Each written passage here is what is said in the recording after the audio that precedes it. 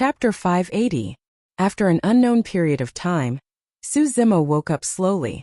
Gradually, his five senses began to recover. First, Suzimo caught a whiff of the faint scent of books and ink. He did not know how long it had been stored for, but it smelled nice even though it was a little old. Thereafter, his vision gradually cleared. The surroundings were dim and countless dust particles floated before his eyes. Suzimo struggled to sit up and realized that there were two wooden planks tied to his right wrist to secure his wound. His muscles were still sore and swollen. Am I not dead yet? Suzimo surveyed his surroundings. There were rows of wooden bookshelves around him, and every single one of them was filled with many ancient books. Most of the ancient books were covered in dust, and it was unknown how long it had been since anyone flipped through them. It looked like a simple study room that was extremely spacious, and there were at least thousands of ancient books. Suzimo felt his head spin and his consciousness was still blurry. He only remembered that he was chased by Xuanyu Daoren and leaped into the Dragon Burial Valley. He could not remember everything that happened after that. Suzimo shook his head and shifted his gaze. Unintentionally, his gaze landed on a bronze square tripod at the side, and he gradually recalled some things.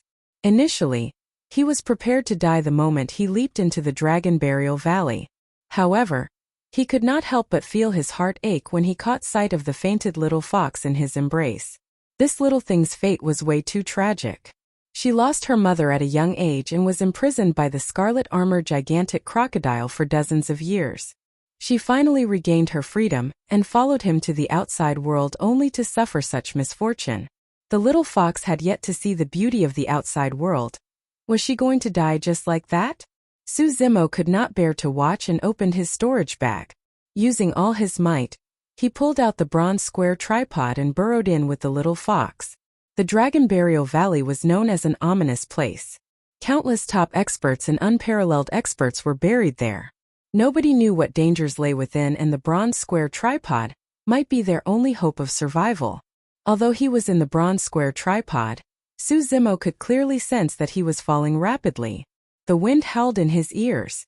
An extremely frightening aura surged outside the bronze square tripod. A boundless power slammed against the walls of the tripod repeatedly. It was increasingly violent and frightening. Bang! Boom! Boom! Every time it collided with the cauldron, a deafening sound would erupt. The momentum was terrifying, and it seemed like the cauldron would be smashed into pieces. Suzimo curled up his body, trying his best to protect the little fox in his arms. But under such a violent impact, Suzimo was knocked around inside the bronze square cauldron. His tendons and bones were on the verge of cracking. His injuries were piled on top of his injuries, and his bones were about to fall apart. The terrifying roar seemed to be able to drown out everything. Suzimo could only hear a buzzing sound in his ears. His 7 orifices were already bleeding. The external forces of the Dragon Burial Valley were too terrifying.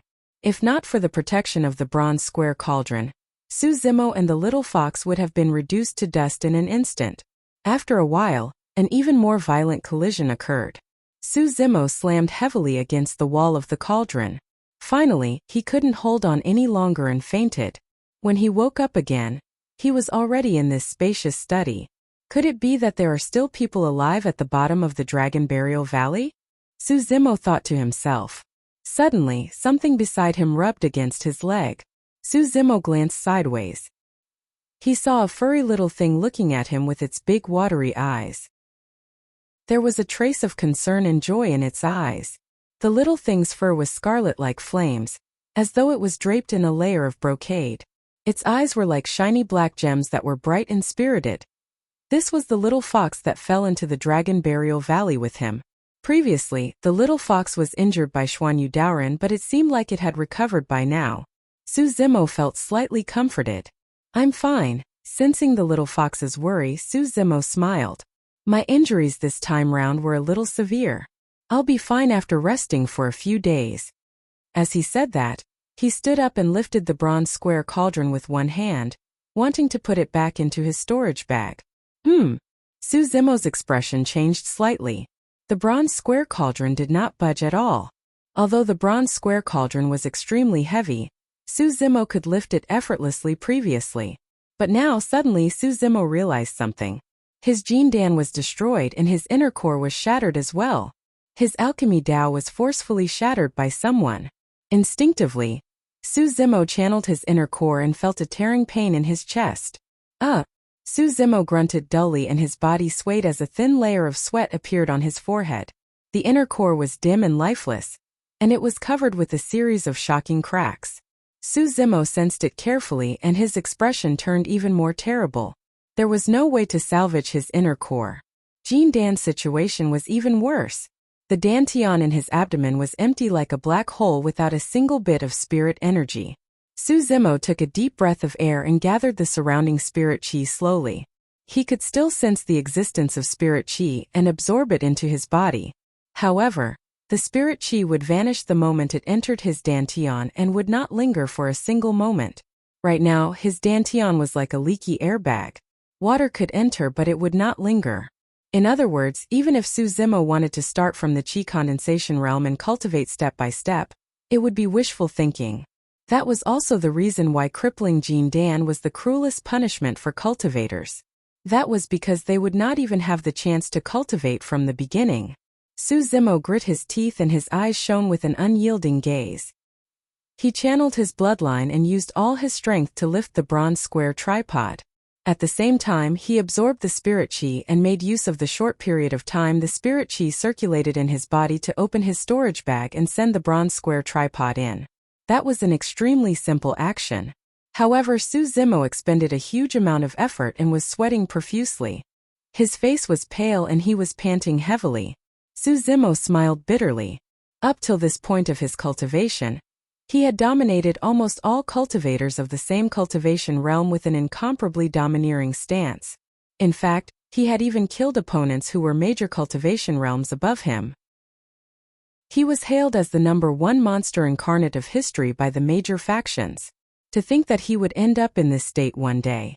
Although Su Zimo still had the power of his bloodline, it was no longer possible for him to fight against true Jin Dan paragons. There was no way he could seek revenge against Xuanyu Daoren one day. Is this my fate? Su Zimo gripped his fists so tightly that his knuckles turned pale. I'm not willing. I'm indignant. I'm indignant. I'm going to fight against the heavens for my fate even if I have to give up everything. His sharp nails dug into his palms and blood seeped out. However, Su Zimo was oblivious to it and a demonic blood glint flashed in his eyes. The little fox squatted beside Su Zimo's feet and looked up at him worriedly. Although she could not speak, she could sense the pain and indignation in Su Zimo's heart. There was nothing more despairing than losing hope. Right then, a chant sounded from outside the door. Thus I have heard. Cultivate your body with compassion and enter Buddhist wisdom. Attain great wisdom. Come to this shore. You will be known as the boundless world.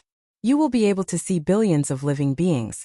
The voice was pure and flawless like Sanskrit, reverberating endlessly and cleansing one's heart. Someone was chanting sutras outside.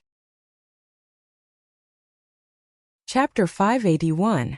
The voice interrupted Su Zimo's thoughts. There was truly a living person at the bottom of the Dragon Burial Valley. Su Zimo pushed open the door and saw a young novice monk seated on a praying mat with his palms together. There was an ancient book in front of his chest as he chanted softly. Su Zimo was slightly stunned. In his opinion, the living person at the bottom of the Dragon Burial Valley must be someone incredible. To think that it would be such a young novice monk. The cultivation realm of the novice monk before him should not be above the Jin Dan realm. Although Su Zimo's cultivation was gone, his judgment was still there. As though he sensed something, the novice monk stopped his chanting and turned around.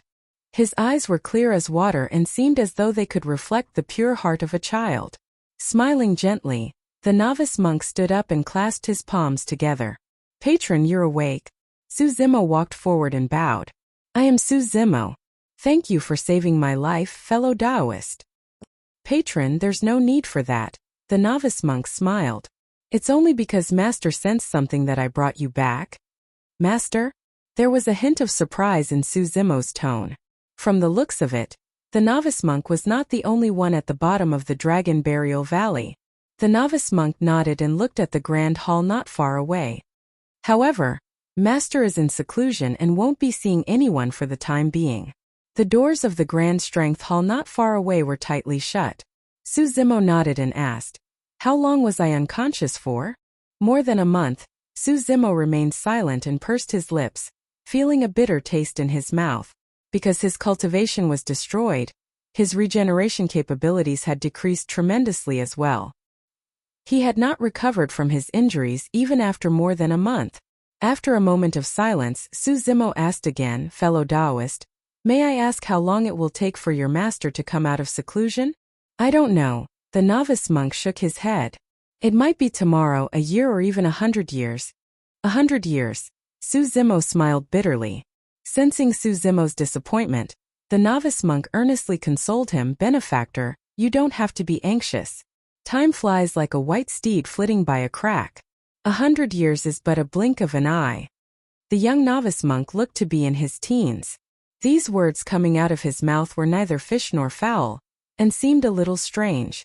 The novice monk continued, "If Benefactor feels bored, feel free to flip through the scriptures in the Sutra Depository. These Buddhist scriptures are extensive and profound. They contain the secrets of heaven and earth. Even if you read all the scriptures, you may not be able to pry into their profound meaning. There are endless pleasures in the sutra. Once you are immersed in it, time will pass unknowingly. 100 years is a very short time." The young novice monk spoke casually, but Su Zimo was not interested at all. Su Zimo didn't want to reject the young novice monk's good intentions, so he nodded and smiled. His gaze shifted as he surveyed his surroundings, sizing them up. There weren't many buildings in this courtyard, only two. One was the Sutra Depository Pavilion, and the other was the Great Buddha's Hall. There wasn't even a meditation room. This was a simple and crude old temple. Ancient old. The only two buildings looked ancient as well, as though they had weathered countless storms and were filled with the scars of time. Two vegetable gardens were laid out in front of the main hall. They were the only signs of life in this place. The doors of the old temple were extremely tattered and creaked when the wind blew, as though they could collapse at any moment. Why is there such a strange old temple at the bottom of the Dragon Burial Valley? Su Zimo had a blank expression. Instantly, something seemed to have flashed through his mind. However, at that moment, Su Zimo's mind was in a mess and most of his attention was focused on how to recover his cultivation. As such, he did not think too deeply about it. After standing there for a moment, Su Zimo turned around and walked towards the entrance of the old temple. As far as the eye could see, this ancient temple was practically unobstructed. There was really nothing much to see. Su Zimo wanted to head outside and check out what was at the bottom of the Dragon Burial Valley. The young novice monk had a worried expression and could not help but say, "Benefactor, you have yet to recover from your injuries. Don't go too far, it's dangerous outside." "Thank you for your reminder, fellow Taoist. I'll be careful." Su Zimo thanked him with cupped fists and turned to leave. The moment he stepped out of the old temple, a sinister wind blew past and Su Zimo could not help but shudder. Up ahead was a winding valley with countless rocks on the ground, and the walls on both sides were jagged with strange rocks.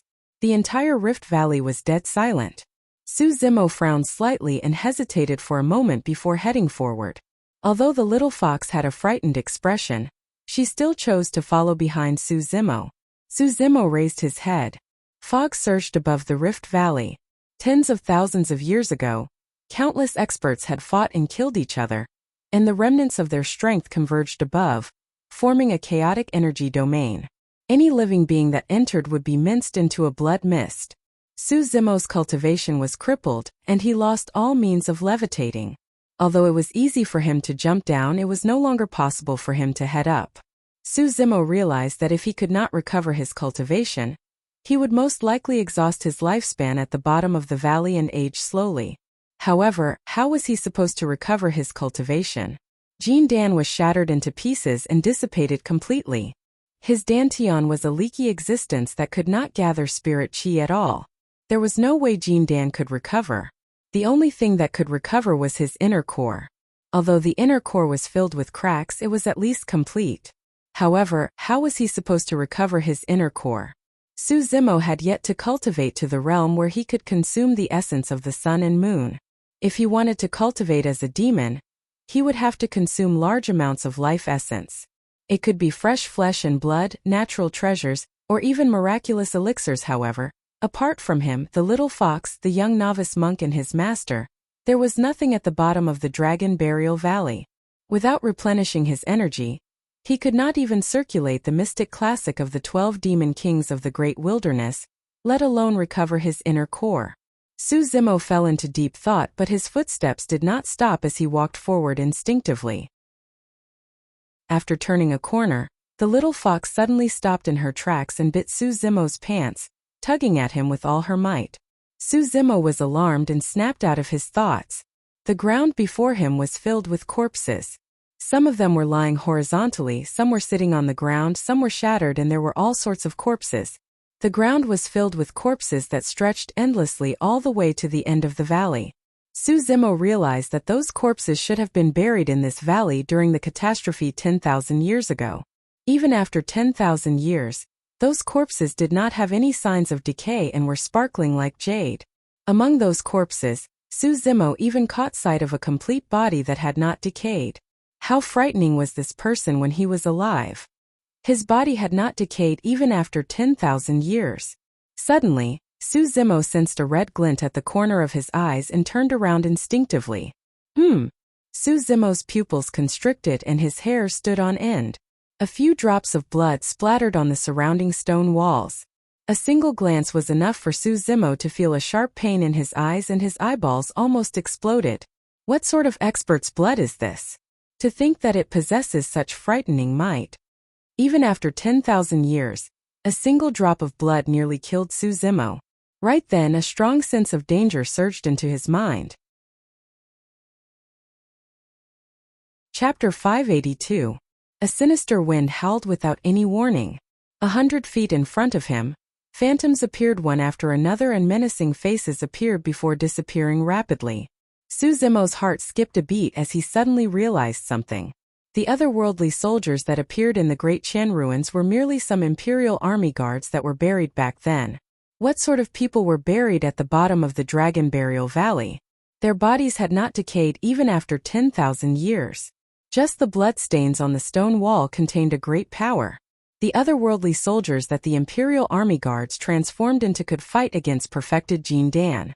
How terrifying would it be if the souls of those fallen experts lingered and gathered with resentment? Hurry, let's go. Su Zimo hollered and hugged the little fox, turning to run back the way he came. Thankfully, he was not far from the old temple and could reach it in more than 10 breaths if he sprinted at full speed with his physical burst. There was a turn up ahead. Although Su Zimo was distracted along the way, he could vaguely remember that he had only taken a turn. In other words, he would be able to see the nameless old temple after making the turn up ahead. However, when Su Zimo walked over, he paused instinctively. There was no old temple up ahead. There were only corpses that were piled up into mountains. Not far away, there was a sticky river of blood that blocked his path with a nauseating stench. One after another, horrifying faces appeared on the surface of the river of blood with sinister smiles. Su Zimo narrowed his gaze and focused. The scene before him had not disappeared yet. On the contrary, the corpses seemed to have come alive one after another. The corpses struggled to stand up with rotting flesh hanging from their bodies and a foul stench. Staggering, they staggered towards Su Zimo. Pairs of arms extended from the river of blood up ahead as well. Many bloody figures crawled onto the shore and grinned with bloodshot eyes. Su Zimo felt chills run down his spine and sweat appeared on his forehead. The little fox trembled even more in fear. It burrowed into Su Zimo's arms and covered its eyes with its tiny paws, not daring to poke its head out. There were only 2 possibilities in the current situation. Firstly, the sutra chamber and the little monk that he saw at the beginning were merely illusions. There was no 10,000-year-old temple at the bottom of the Dragon Burial Valley. Secondly, he didn't leave his original spot at all. Normally, one would be able to see the nameless ancient temple after turning a corner. But now, Su Zimo sprinted the entire way without stopping for a single moment. He could clearly sense that he had turned a corner, but he could not see any traces of the ancient temple, only a mountain of corpses and a river of blood with a torrential malevolence. No matter which possibility it was not optimistic. The first possibility was that there was a terrifying existence here that could easily confuse his senses.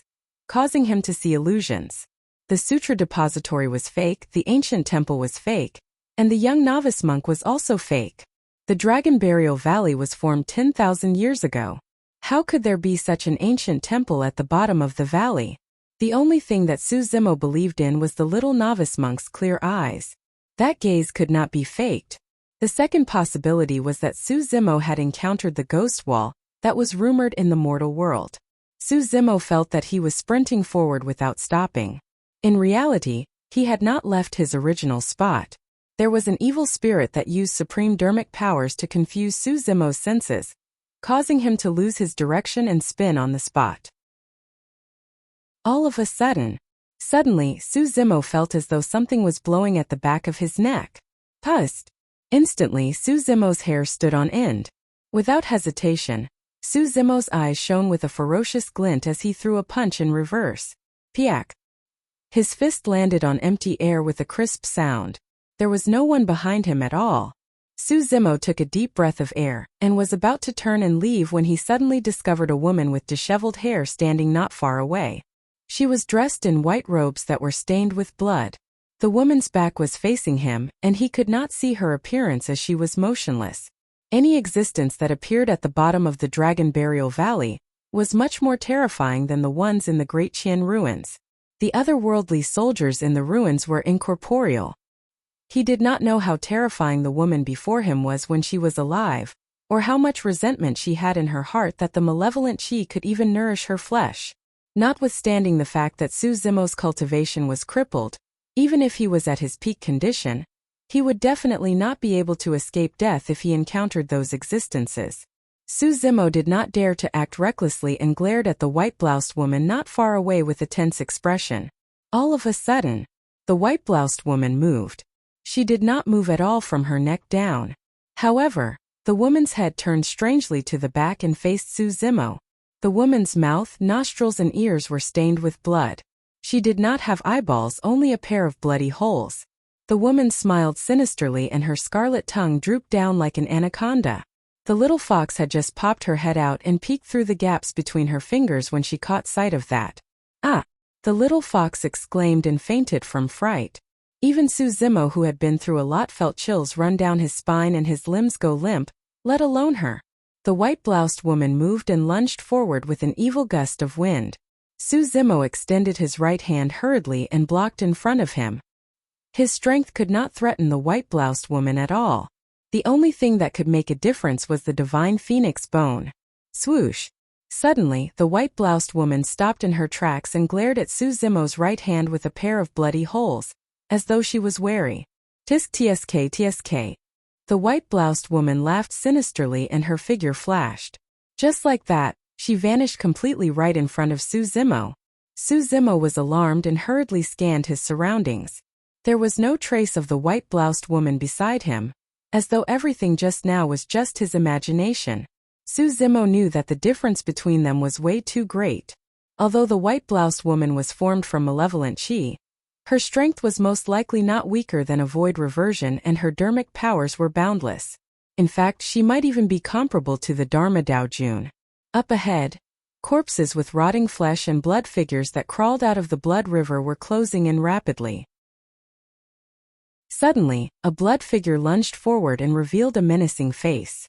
Opening its mouth, it bit towards Su Zimo's throat. Hurriedly, Su Zimo turned his right hand into a palm knife and stabbed it viciously towards the blood figure. Shing! Flames shone brightly. Without a single sound, the blood figure was engulfed by a ball of blazing flames. The other corpses and blood figures stopped in their tracks. Those malevolent and evil beings were most afraid of lightning and flames. Naturally, they could sense the terrifying power contained within the divine phoenix bone. Even so, the corpses and blood figures refused to leave. They merely stood not far away and glared at Su Zimo coldly as sticky saliva dripped down slowly. Right then, a white figure appeared silently behind Su Zimo and gradually materialized. It was the white-bloused woman who just now had disappeared. Licking her lips, the white-bloused woman's eye sockets surged with blood. Reaching out with her bony palms, her fingertips shone with a cold glint as she grabbed Su Zimo's head slowly. Chapter 583. All of a sudden, a series of Sanskrit sounds echoed through the Rift Valley with a mysterious might that shook one's mind. Ma, and I, pa, me, hum. With every single Sanskrit sound, the entire void would tremble violently. The corpses and blood figures that were initially in front of Su Zimo had all vanished. There were no corpse mountains or blood rivers. Everything was just an illusion. The only thing that truly existed was the skinny white palm that hovered above Su Zimo's head. Not far away, a young monk walked over slowly. Although he was young, he had a dignified expression and his eyes shone with two divine lights as he glared behind Su Zimo. The young monk held a string of Buddha beads in his right hand as he chanted Sanskrit continuously. In his left palm was a lotus platform that shone with a mysterious glow. As the young monk walked over, the illusions that were in Su Zimo's vision dissipated, revealing a winding rift valley once more. He was standing at a bend in the rift valley, and the dilapidated old temple was not far ahead. When the white-bloused woman saw the young monk appear, her expression turned uncertain.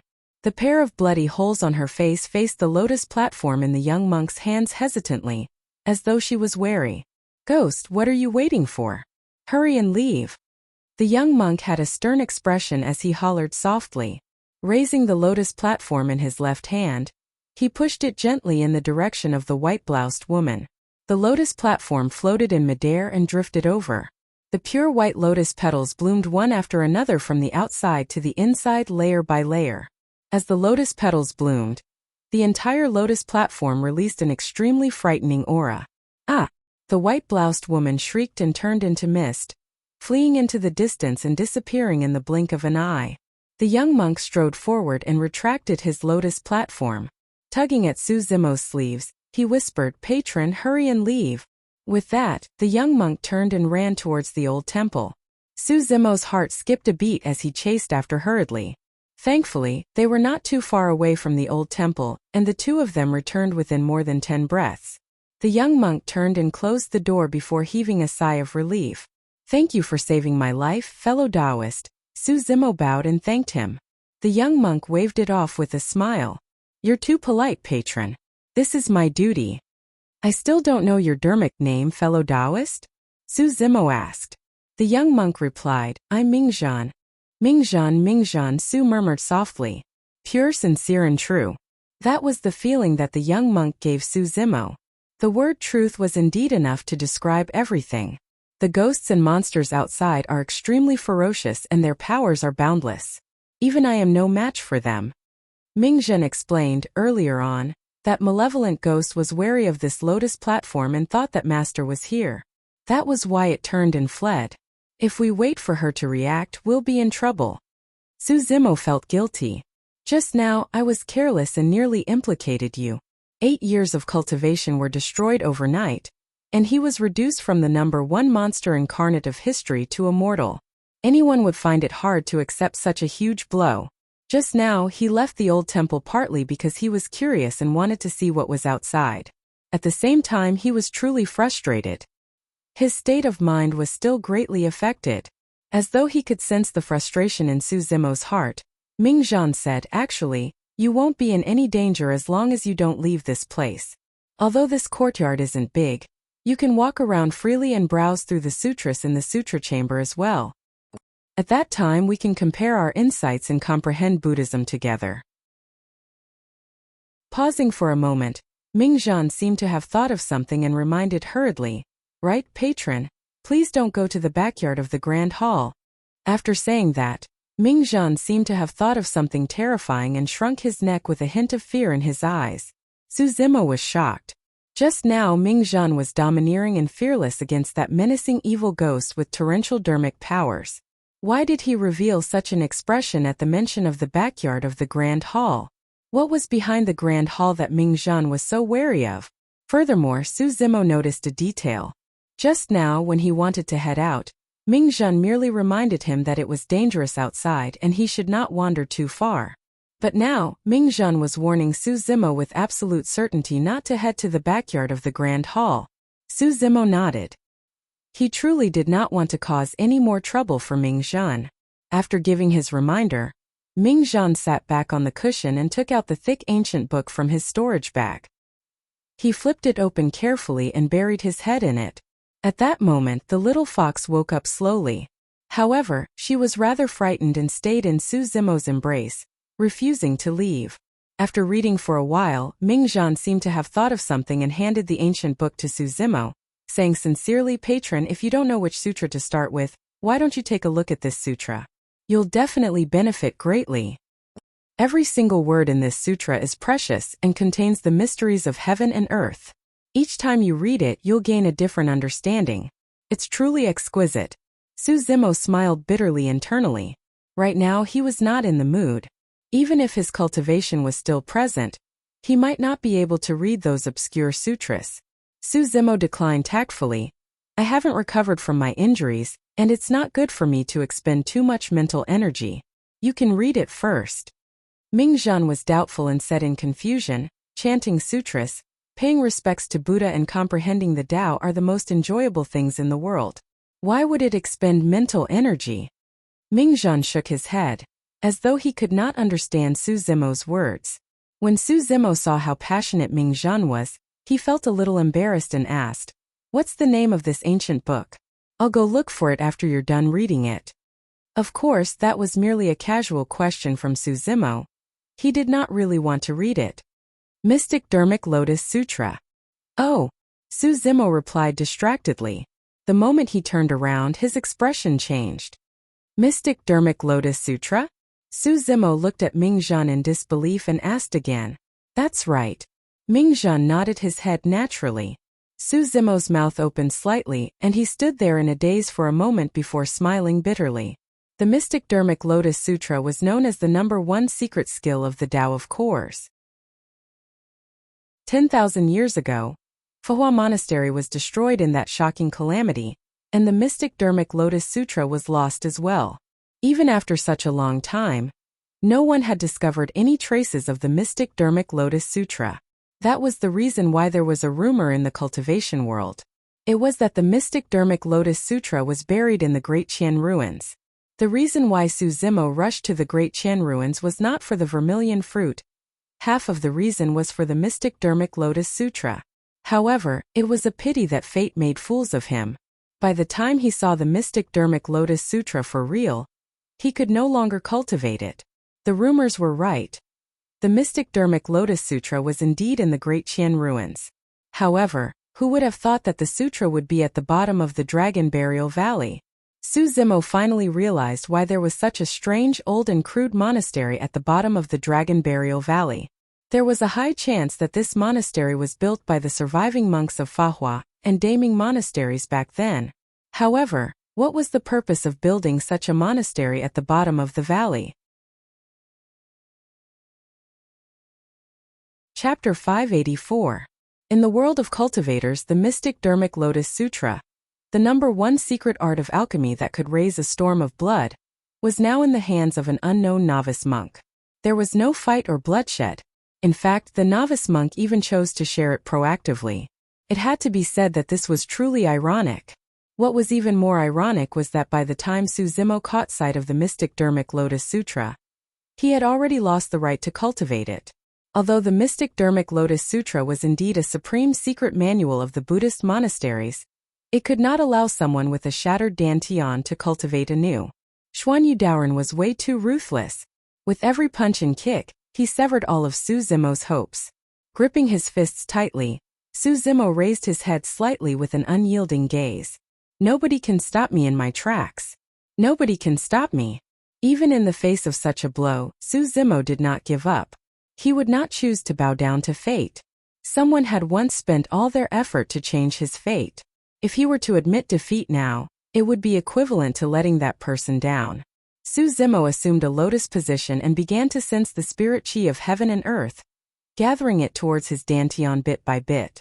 However, the spirit chi did not linger after entering his body and dantian and dissipated right away. His dantian was like a bottomless black hole that devoured everything. Su Zimo was not discouraged at all. Just like that, he gathered and condensed chi continuously before watching it disappear. The cycle repeated itself. A month passed. 2 months passed. In the blink of an eye, half a year passed. Su Zimo's injuries had long healed. However, His body's condition did not improve at all. This place was isolated from the world, and did not have any flesh or universal treasures that contained life force essence.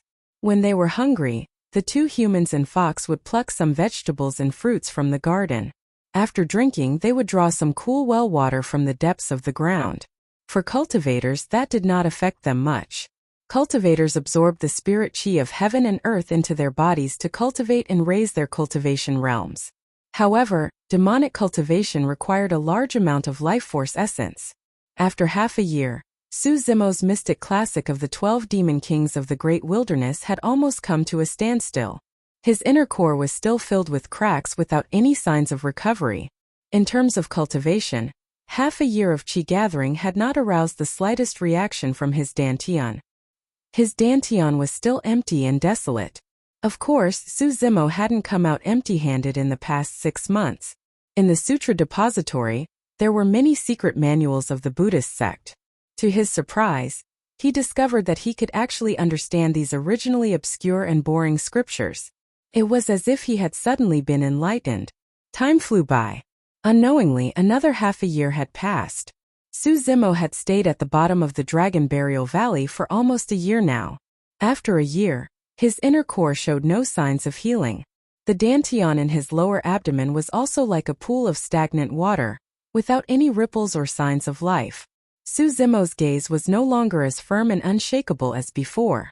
Could it be that he was going to continue cultivating like a fool? When would there be a turn for the better? After standing in the courtyard and pondering for a moment, Su Zimo made a decision and opened his storage bag, retrieving the 10,000-year vermilion fruit within. The vermilion fruit was bright red and crystalline, emitting a scorching energy. The 10,000-year vermilion fruit was stained with the blood of too many people. It wasn't just the younger generation of the North region. Even Jining Jinjuan had lost hundreds of people. Taking a deep breath of air, Su Zimo swallowed the vermilion fruit and assumed a lotus position to sense the changes in his body. The vermilion fruit contained a massive amount of life force essence. The life force essence formed a violent storm that engulfed his entire body, flowing through his flesh, blood, bones, and organs. Su Zimo composed himself and controlled the storm to surge towards his dantian.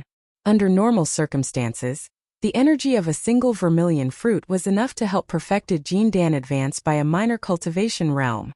In other words, if he was at late-stage Jin Dan realm, he would be able to advance to perfected Jin Dan realm right after consuming the vermilion fruit and would only be half a step away from nascent soul realm. Su Zimo did not have extravagant hopes of recovering his cultivation.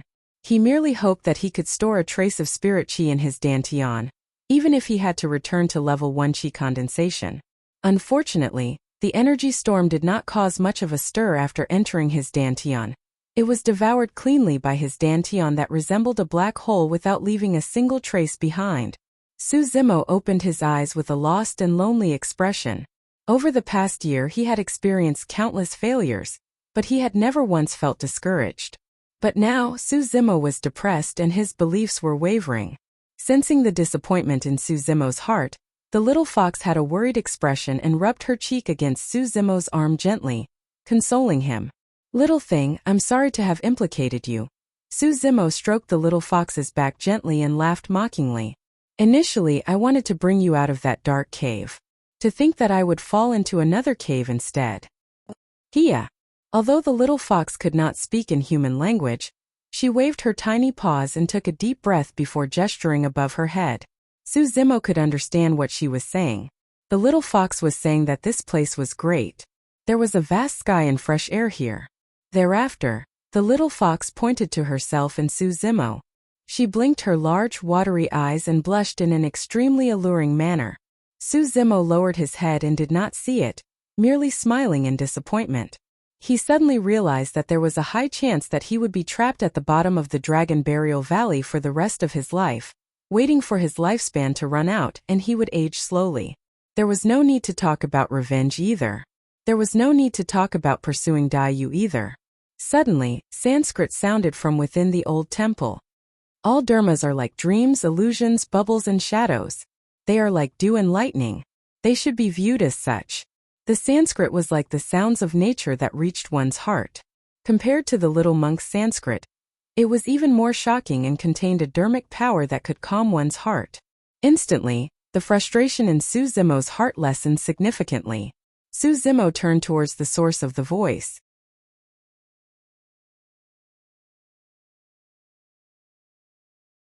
Chapter 585. The two lines of words were embedded clearly on the wall, written in a bold and majestic manner. The moment one caught sight of the words, they could feel an aura that was above the world surging towards them, causing their hearts to shudder. Su Zimo smiled. In a daze, it was as though a peerlessly beautiful woman in blood-colored robes with an indifferent expression had appeared before him, watching him silently. The words were like a face.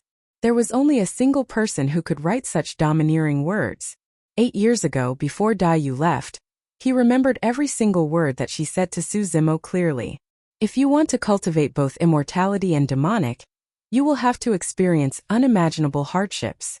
However, remember, these hardships will only make you stronger. There's a saying in the Avatamsaka Sutra of the Buddhist monasteries that I'll give you. If you want to be a dragon or elephant, you have to be a horse or a cow for all living beings. Right now, those two lines of words were engraved before Su Zimo. The moment he saw those two lines of words, Su Zimo's heart was filled with an uncontrollable longing. Unknowingly, 8 years had passed. During his time in Pingyang town, Daiyu might have intentionally or unintentionally put him through many trials and even had his life on the line a few times. However, Daiyu had never let him suffer any grievances. In Songlang mountain range, he was nearly killed by the purple-winged eagle, but Daiyu killed all of them. The joyful clan cultivators relied on their numbers and cultivation realm to suppress him. Hence, they chased after him unscrupulously, and Daiyu destroyed the joyful clan. If she knew that Glass Palace had sent a void reversion to kill Su Zimo, given Daiyu's personality, it would be normal for her to kill her way into Glass Palace alone. Little Fox tilted her head at the side with a confused expression. This was the first time she had seen such a smile on Su Zimo's face in the past year. He was as happy as a child. The old monk's expression was unchanged, but there was a hint of splendor in his murky eyes. Before Su Zimo stepped into the hall, he was initially depressed and had lost all hope for the future. But the moment he saw these two lines of words, the dispirited aura on his body was swept away. His entire person was in high spirits, and his aura suddenly changed. It was as if he wanted to trample the heavens beneath his feet. The old monk thought to himself, impressive. Normally speaking, if one's cultivation was destroyed and they fell to the mortal world, it would be difficult for any cultivator to bear such a blow. Moreover, the road ahead was misty and there was no hope at all. Su Zimo's Dao heart had already cracked and was on the verge of collapsing. Unexpectedly, these two lines of words actually directly stabilized Su Zimo's Dao heart. The old monk had lived for countless years and could naturally tell that nothing could shake Su Zimo's Dao heart after this ordeal. Clang! Suddenly, the sound of chains rattling could be heard in the backyard of the main hall. It was dull and powerful. The ground trembled as if an evil spirit was about to break free. The entire hall was filled with a faint baleful aura. Standing outside the main hall, Ming Zhan could not help but shudder when he heard the sound of chains and glanced at the backyard with lingering fear. Little Fox shuddered and sniffed with a bewildered expression. She could sense an extremely frightening aura in the air.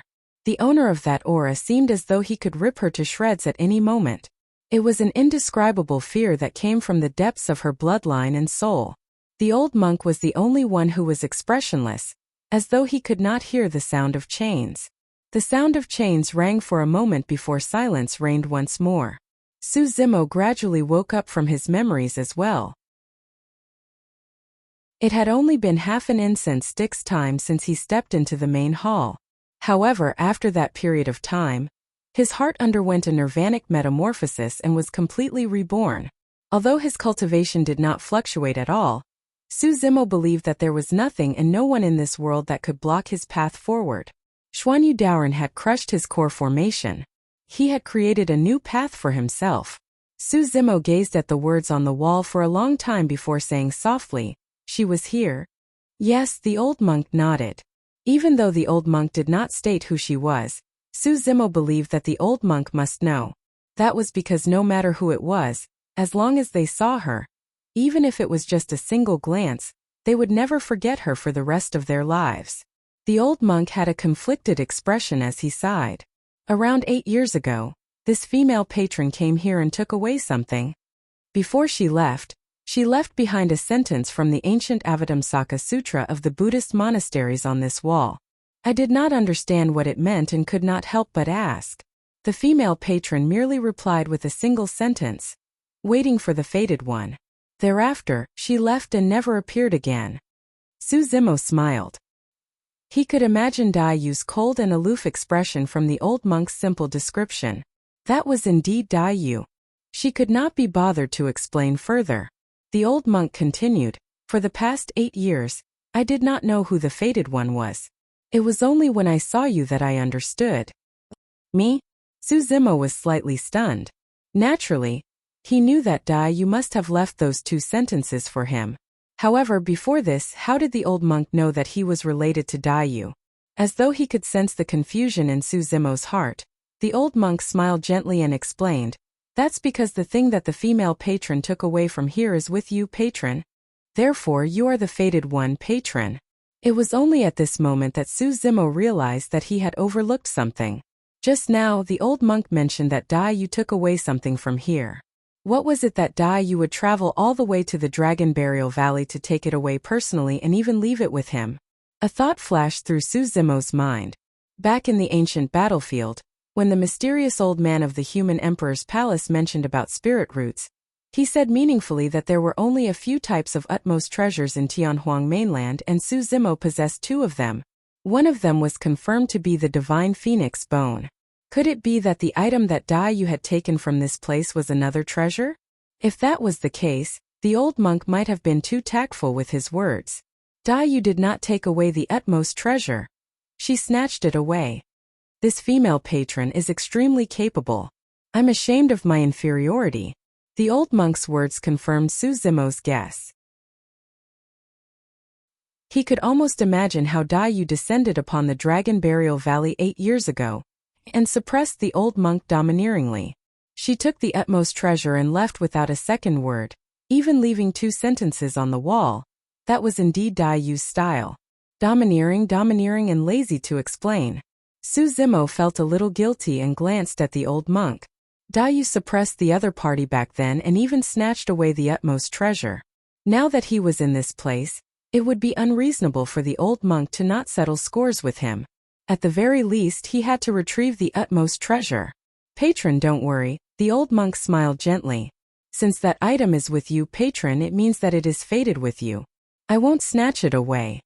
Suzimo heaved a sigh of relief. At the same time, he felt a strange feeling in his heart. This old monk seemed to be able to see through his thoughts. Right from the beginning, he did not say much.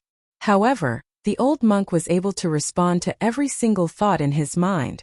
His methods were truly unfathomable.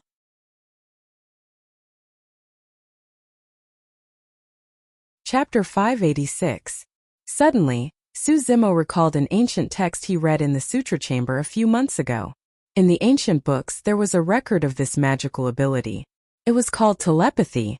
It was said that those who cultivated mind reading would be able to sense the thoughts of others without talking or touching. It was extremely mysterious.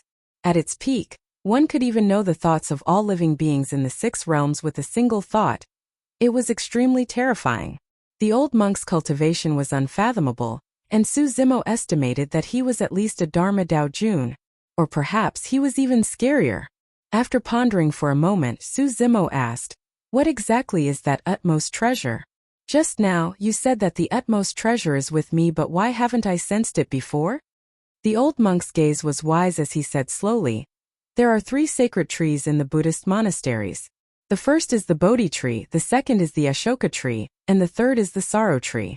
These 3 holy trees are not in this world. They grow in the pure land of bliss. Paradise." A look of confusion flashed through Suzimo's eyes. The old monk did not explain and merely smiled faintly before continuing. "There are Ashoka flowers on the Ashoka tree. In the ancient era, a Ashoka flower landed in Tianhuang mainland and was obtained by the founder master of Fahua Monastery. It was revered as a sacred item of the Buddhist monasteries and was passed down to this day until that female patron took it away. The old monk's words indirectly revealed a piece of information. This old temple was related to Fuhua Monastery 10,000 years ago. Ashoka flower? Su Zimo recalled carefully, but he could not recall Dai Yu giving him anything like a flower. The old monk said, "Patron, you're someone without a spirit root." Yes, Su Zimo nodded calmly. Indeed, he was born with an incomplete spirit root, and only started cultivating after he met Dai Yu. Before Dai Yu left, she even helped him plant a spirit root that was not weaker than a heaven spirit root, while he was unconscious.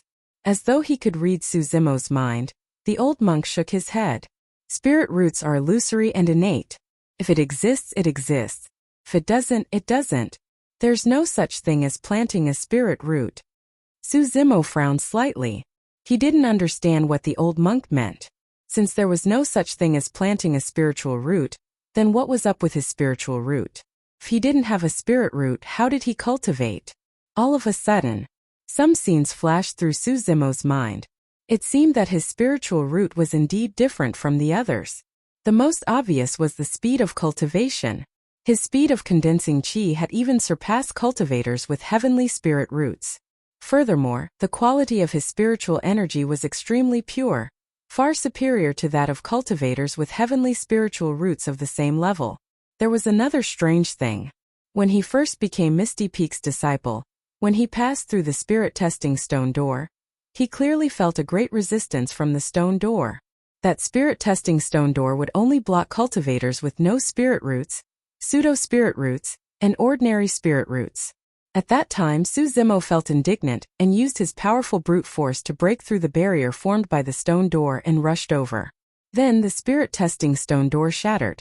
Could it be? Terrifying thought flashed through Su Zimo's mind. The old monk nodded. Patron, in reality, you don't have a spirit root right from the beginning. Su Zimo's heart skipped a beat. The old monk continued, however, that female patron took away the Siraka flower and sealed that utmost treasure of the Buddhist monasteries in your dantian to replace the role of the spirit root. Su Zimo's mouth was agape. All of a sudden, some of his doubts in the past seemed to be explained. It was no wonder why Dai Yu had a strange expression when she said that she planted a spirit root for him. Furthermore, according to what Dai Yu said back then, today it seemed like there was more to it. Dai Yu said that she planted a spirit root for him that was not inferior to a heaven spirit root. However, she did not say that she planted a heaven spirit root for him directly. The old monk said, in reality, the reason why you can sense spirit energy and cultivate isn't because of your spirit root. It's because there's an utmost treasure of the Buddhist monasteries from the Pure Land in your dantian. The information behind that was way too huge and had a huge impact on Su Zimo. His heart was in a mess as he frowned and asked, then why does the spirit energy I cultivate have a fire attribute? That's because the Siraka flower, also known as the flame flower, is shaped like flames when it blooms and is extremely sensitive to fire attribute spirit energy in the surroundings. Everything that did not make sense made sense instantly. With the two utmost treasures, the divine phoenix bone and Siraka flower, coupled with their sensitivity to fire, it was only logical that Su Zimo's cultivation speed was shocking. After being refined by the two utmost treasures, spirit energy would naturally be much purer and richer. Although the spirit testing door had existed for thousands of years, there was no way it could withstand the impact of the two utmost treasures. The old monk smiled. Patron, haven't you realized that you've already been able to understand some of the ancient sutras of the Buddhist monasteries in the past year, and have gained some insights? Su Zimo nodded. Back when he was studying in Pingyang town, he had come into contact with Buddhist sutras. At that time, those Buddhist sutras were like heavenly books that were difficult to understand. He could not understand a single word and merely felt dazzled. In less than an hour, he tossed those sutras aside. The strange thing was that after so many years, Su Zimo was shocked to discover that he could understand more than half of those Buddhist sutras when he picked them up in the sutra chamber at the bottom of the Dragon Burial Valley. The old monk's voice sounded, if a person doesn't have the root of wisdom, they won't be able to comprehend the profoundness of Buddhist sutras and won't be able to cultivate Buddhism. In fact, they won't even be able to read them. However, you're different. Su Zimo was enlightened. The Siraka flower was a sacred item of the Buddhist monasteries. It existed in Su Zimo's dantian. Not only did it replace the use of a spirit root, it even gave him a form of wisdom that was close to the root of wisdom. That was what Dai Yu had left for him. It was not a simple spirit root. It was only at this moment that Su Zimo realized Dai Yu's intentions. Be it the Siraka flower or the divine phoenix bone, they were utmost treasures of Tianhuang mainland.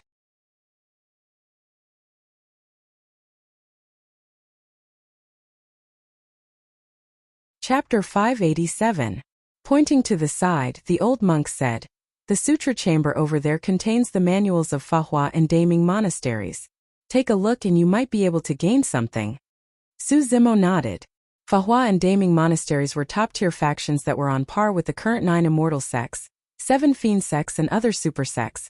It was clear how deep their foundations were.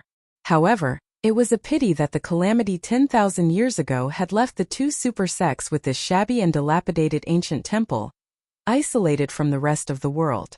The entire cultivation world probably did not know that such an old temple existed at the bottom of the Dragon Burial Valley. Although the old monk spoke casually, Su Zimo knew that many of those ancient sutras were secrets of Fahua and Daming monasteries. For example, the mystic Dharmic Lotus Sutra was thought to be lost by the outside world. Who would have thought that the sutra that was known as the #1 secret skill of the core formation would be at the bottom of the Dragon Burial Valley? It was in the hands of a young novice monk who could read it at any time? It was not hard to imagine that the impact of the mystic Dharmic Lotus Sutra's appearance would be much more terrifying than the appearance of the vermilion fruit. At that time there would definitely be a bloodbath. The paragons of the North region would not be the only ones involved. All the paragons of Tianhuang mainland would be tempted and go crazy for it. However, there was more than one sutra like the mystic Dharmic Lotus Sutra. There were many more in the sutra chamber. That seemingly simple and shabby library was in fact a huge treasure trove. It was equivalent to the legacies of 2 super sects being placed before Su Zimo. The only pity was that his cultivation was crippled and he could not gather qi. If he could gather qi, he would not only possess the legacies of the immortal and fiend sects, he would also possess the legacy of the Buddhist monasteries. Just as Su Zimo was pondering, the old monk seemed to have thought of something and his expression turned emotional. The old monk sighed.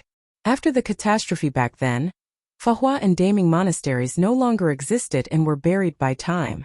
My old friends have either left or dispersed. Now, I'm the only one left. There was a heart-wrenching loneliness in the old monk's tone. Su Zimo could not help but ask, "Senior, are you and fellow Taoist Mingzhan the only ones in this old temple?" The old monk was silent for a moment before nodding. "Just the 2 of us." Clang! Just as he finished speaking, the sound of chains suddenly rang out from the backyard of the main hall. It was heavy and powerful, as if something was constantly struggling. Su Zimo's heart trembled. Startled, the little fox followed Su Zimo's arm and burrowed into his chest to hide. The old monk's expression did not change. His eyes were like an ancient well, without the slightest fluctuation. It was as if he had turned a deaf ear to the sound of chains in the backyard. Seeing how calm the old monk was, Su Zimo gradually relaxed. However, he was really curious about what the sound of chains in the backyard of the main hall was. Why would Mingzhan be so fearful and avoid it? The old monk interrupted Su Zimo's thoughts and suddenly asked, "I can sense a hint of Buddhist aura around you. That's not produced by the Siraka flower. Have you cultivated Buddhist techniques before?" Buddhist techniques? Could it be? Su Zimo froze for a moment before a look of realization flashed through his eyes. He gathered qi slowly and made use of the moment spirit qi surged into his body to open his storage bag and retrieve a Buddha bead the size of a longan. The Buddha bead was extremely ancient. Although it was made of wood, it did not show any signs of decay and the patterns carved on it were clearly visible. This Buddha bead was something that he had picked up by accident when he was trapped in the stone coffin with Demoness Ji back then. Su Zimo said in a deep voice, "Through this Buddha bead, I've gained control of a powerful spirit art known as the Fiend Suppression Seal." If he had ever cultivated anything from the Buddhist monasteries, it would be the Fiend Suppression Seal. The moment he took out the Buddha bead, Su Zimo finally understood something. Why was he able to comprehend the powerful Fiend Suppression Seal with just a single Buddha bead? It wasn't because of his shocking talent. It was because of the existence of the sacred item of the Buddhist monasteries, the Siraka flower, that he possessed the pure root of wisdom of Buddhism. Heis! The moment he caught sight of the Buddha bead, the old monk sighed gently with a rare ripple in his emotions. It was clear that the old monk recognized the origin of the Buddha bead. The old monk said, "Actually, the fiend suppression seal is not a spirit art. It's a dermic art of Daming Monastery." Dermic art. Su Zimo knew that one could only channel dermic powers and release dermic arts after advancing to nascent soul realm and cultivating an essence spirit. Since the fiend suppression seal was a dermic art, how could he channel spirit energy and release it in the form of a spirit art? It's no wonder why the Siraka flower is a sacred item of the Buddhist monasteries. The old monk's words enlightened Su Zimo. The Siraka flower was probably the only one that possessed such miraculous powers. Su Zimo recalled everything that happened back then and said, "This Buddha bead was discovered in a stone coffin. In that stone coffin there was a skeleton that came back to life. It was extremely terrifying and I was only able to escape by luck." After thinking for a moment, Su Zimo continued, "That skeleton seemed to be from the fiend sections." "There's no mistake," the old monk said. "The owner of this Buddha bead is Monk Daming, the titular disciple of Daming Monastery. Back then, he was a peerless expert whose reputation shook the world." Titular disciple?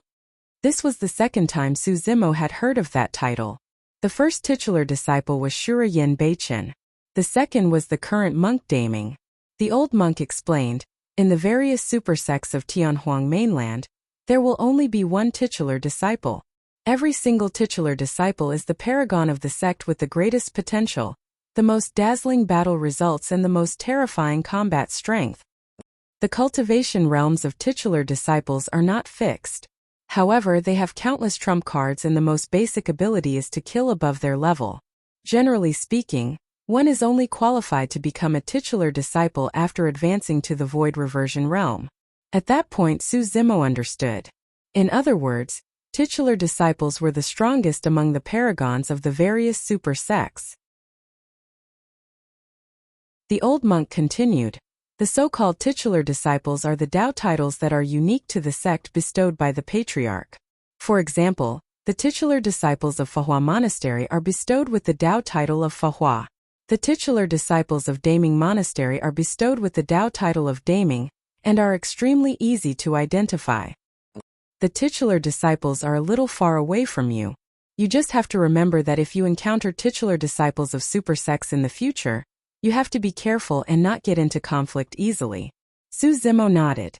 The old monk thought for a moment and said, "Back then, a fiend appeared in Shura sect and created the blood refinement fiend sutra. Killing became his second nature and wherever he passed, the blood of all living beings would be devoured cleanly." At that point, Su Zimo realized that there was a high chance that the skeleton was the fiend of Shura sect back then. The old monk continued, "Monk Daming could not bear to see the suffering of the masses and left the sect to kill that fiend. Both sides fought 3 rounds. Although the fiend of Shura sect was disadvantaged, it was difficult to determine the victor. In the 4th battle just now the victor was decided. It was said that the battle was earth-shattering and the sun and moon changed colors. Even the ground cracked and both sides gave it their all."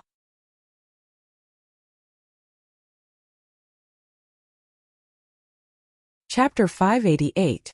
What happened after that? Su Zimo asked instinctively. The old monk shook his head. Later on there were many rumors.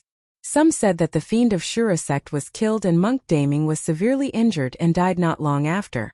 There are also people who say that both sides suffered great losses, and both of them perished. In any case, the final outcome was that the 2 of them went missing. No one knew if they were alive or dead, and their whereabouts were unknown.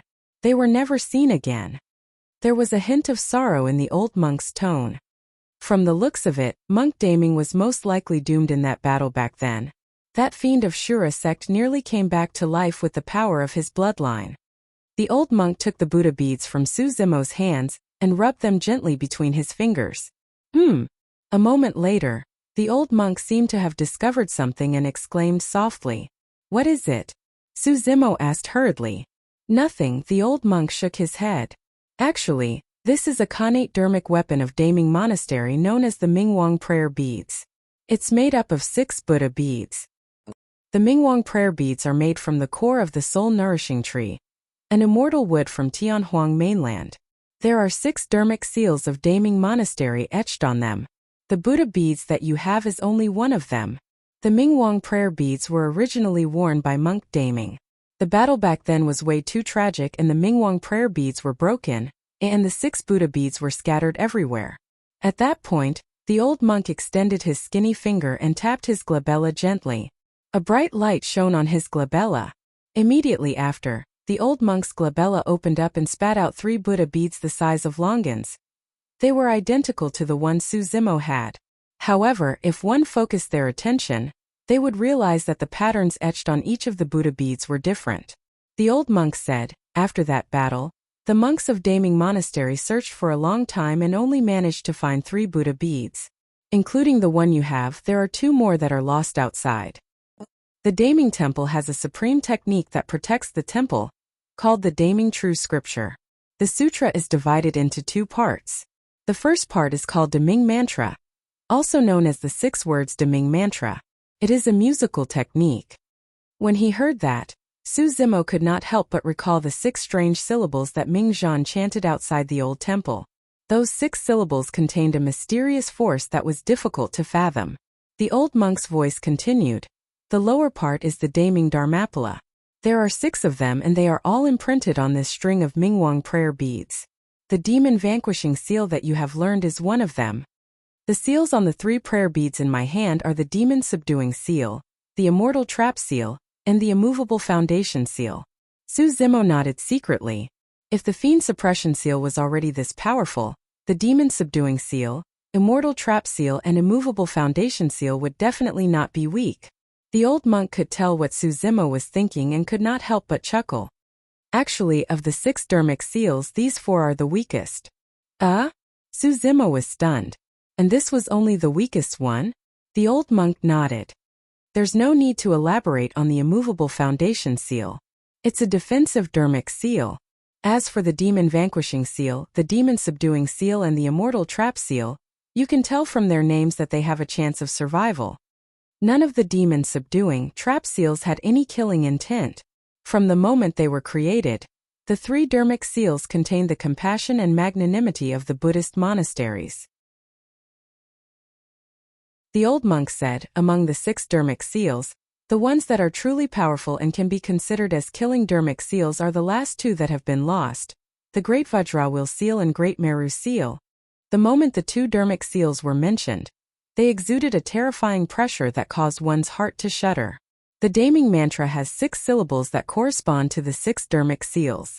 When you cultivate it together with the Daming Mantra, you'll gain a deeper level of understanding and its power will be maximized as well. The cultivation technique of the Daming Mantra is in the Sutra Chamber. You can take a look at it. Su Zimo was enlightened. So his demon vanquishing seal had yet to unleash its true power. If it was released together with the Daming Mantra, its power would be even more terrifying. As the old and young man chatted, the skies turned dark unknowingly. In the meantime, the sound of chains could be heard from the backyard of the grand hall. When it saw that no one was paying attention, it went silent once more. Right from the beginning, the old monk did not explain anything, as though he was already used to it. Gradually, the skies turned dark. Su Zimo's clothes moved at his chest. The little fox who had slept soundly for the entire day rubbed her sleepy eyes and popped her head out. Her gaze was still a little dazed and she was not fully awake. She rested her tiny paws on Su Zimo's chest and looked at the old monk before her in a daze. Blinking her eyes, she looked adorable. The old monk smiled. Gradually, the little fox snapped out of her daze and lowered her head in embarrassment. The old monk looked at Su Zimo deeply. This little fox, you have to take good care of her. Don't let her suffer. Of course, Su Zimo replied. Immediately after, he felt that something was amiss. Just now, the old monk did not seem to have finished his sentence and was hesitant. Just as Su Zimo was about to ask, the old monk changed the topic and asked, "Patron, are you willing to join the Buddhist monasteries?" Su Zimo froze for a moment. The old monk's question was extremely sudden, and he had never thought about it. The old monk continued, "Patron, don't worry. There won't be too many restrictions for you if you join the Buddhist monasteries. You can leave at any time you wish and I won't stop you. Although he had not cultivated mind reading, Su Zimo suddenly understood the old monk's intentions when he saw the latter's hopeful gaze. The old monk had guarded this old temple at the bottom of the Dragon Burial Valley for more than 10,000 years, protecting the legacy of Fahua and Daming monasteries for more than 10,000 years. He hoped that he could preserve a spark for those two sects. The old monk must have sensed that his lifespan was approaching. That was why he made such a request. All right. Su Zimo nodded and agreed. The old monk nodded in gratification and stroked Su Zimo's head gently with a shaving knife between his fingers. It was accompanied by a cool breeze. Black hair fell. The old monk's voice sounded in Su Zimo's ears. From this day forth, your Buddhist monastic title will be Ming Xian. In reality, even if he did not agree, Su Zimo could have browsed through the ancient sutras in the sutra chamber as he wished. However, he could not get over it. Furthermore, he had fallen to the bottom of the Dragon Burial Valley and his cultivation was crippled. He had to start all over again. Cutting off the black hair on his head was a symbol of cutting off the past, temporarily abandoning Su Zimo's identity, and forgetting his past glory. From this day forth, he would cultivate wholeheartedly at the bottom of the Dragon Burial Valley, and await the moment he rose once more. The old monk withdrew a strand of almost transparent silk from his storage bag and strung the 4 Buddha beads in his hands together, making a string of prayer beads once more. Although the Mingwang prayer beads are missing 2 Buddha beads, they have some uses as well. They can block the essence spirits of Jining Zhenjuan and void reversions from probing. Take it as a gift for you to acknowledge me as your master. Su Zimo pressed his palms together and bowed deeply. That gift was way too valuable. Although it was missing 2 Buddha beads, it was a connate dermic weapon in the past after all. Notwithstanding the power of the Mingwang prayer beads, the 4 dermic seals on them were enough to drive countless cultivators crazy. Furthermore, blocking the essence spirit meant that many of Su Zimo's secrets would not be discovered. The situation where he was forced to reveal his true appearance by the demon-revealing mirror would never happen again. For Su Zimo, that was an irreplaceable gift.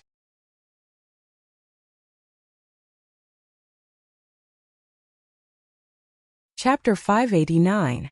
The night was hazy. It was silent in the courtyard of the old temple. In the sparkling surface of the ancient well, a bright full moon was reflected. Before long, a monk was reflected in the water.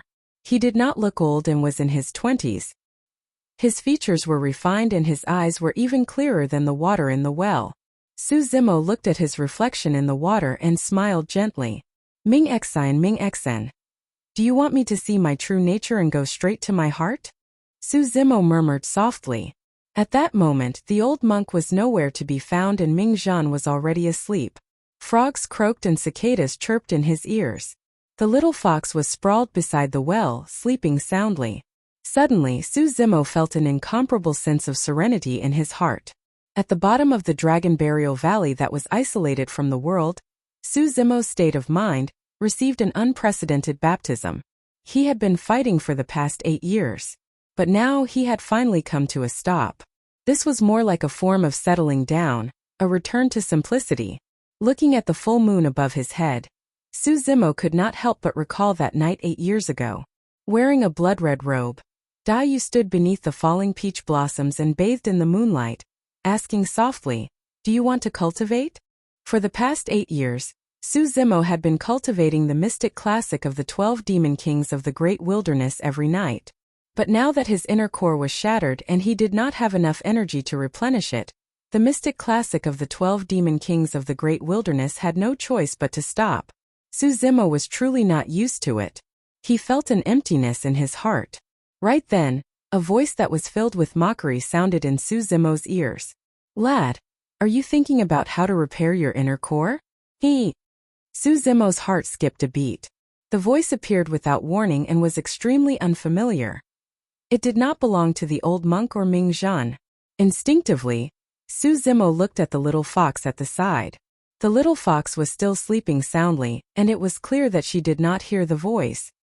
He was the only one who could hear the voice that suddenly appeared. With a grim expression, Su Zimo looked around, prepared to warn the old monk and young monk at any moment. Ha ha ha, little doll, stop looking for me. You can't see me. The voice sounded again, erratic and difficult to determine the direction. It seemed to be hiding in a corner and laughing at Suzimo. This time, Suzimo calmed down and sneered inwardly. This person was hiding in the dark, pretending to be mysterious. As long as he ignored him, this person would definitely be the first to lose his patience. Kid, I have a way to help you repair your inner core. If you want to know, come to the backyard of this hall. As expected, the owner of the voice had revealed his intentions. The backyard of the main hall? Suzimo frowned slightly. Before this, the sound of heavy chains would occasionally ring out from the backyard of the main hall, as if something was trapped there, and it was rather irritable. Strange. A look of confusion flashed through Suzimo's eyes as he lamented to himself. Master once said that he and Mingzhan were clearly the only ones in this old temple. This person in the backyard. Suzimo's expression changed as he suddenly thought of a possibility. There was a high chance that the existence in the backyard was not human, but a malevolent ghost. It was similar to the white-bloused woman he met outside the old temple. That was the reason why the old monk said that he and Mingzhan were the only ones in the old temple. That was because the existence in the backyard was not human at all. For Mingzhan and the old monk to be so fearful without mentioning anything. This malevolent ghost must have a powerful background and definitely not weak. Do you want to repair your inner core or not? Why are you being so wishy-washy? Hurry and come to the backyard to meet me. The malevolent ghost's voice sounded once more, seemingly a little impatient. Naturally, Suzimo wanted to repair his inner core. However, he truly could not trust a malevolent ghost. Furthermore, Mingzhan had warned him repeatedly not to go to the backyard of the main hall. Kid, you're truly as timid as a mouse. Do you think I'll harm you? Look at how useless you are. You're far from what I was back then. You can't even compare. Back then I was fearless and roamed the world unhindered. Who would dare to stop me? Kid, are you coming or not? The malevolent ghost's tone turned weaker.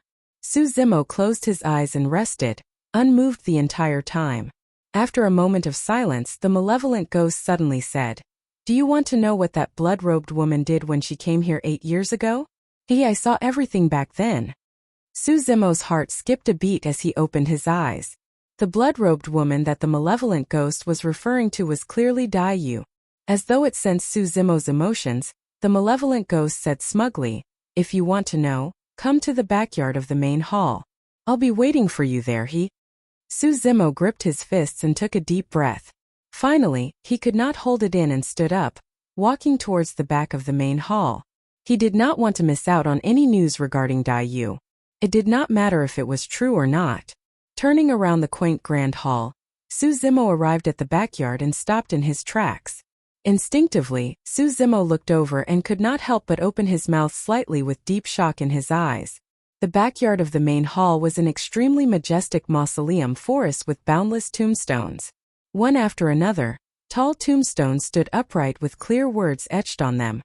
Tomb of Dao Lord Tian Dao of Fahua Monastery. Tomb of Dao Lord Fu Yen of Daming Monastery.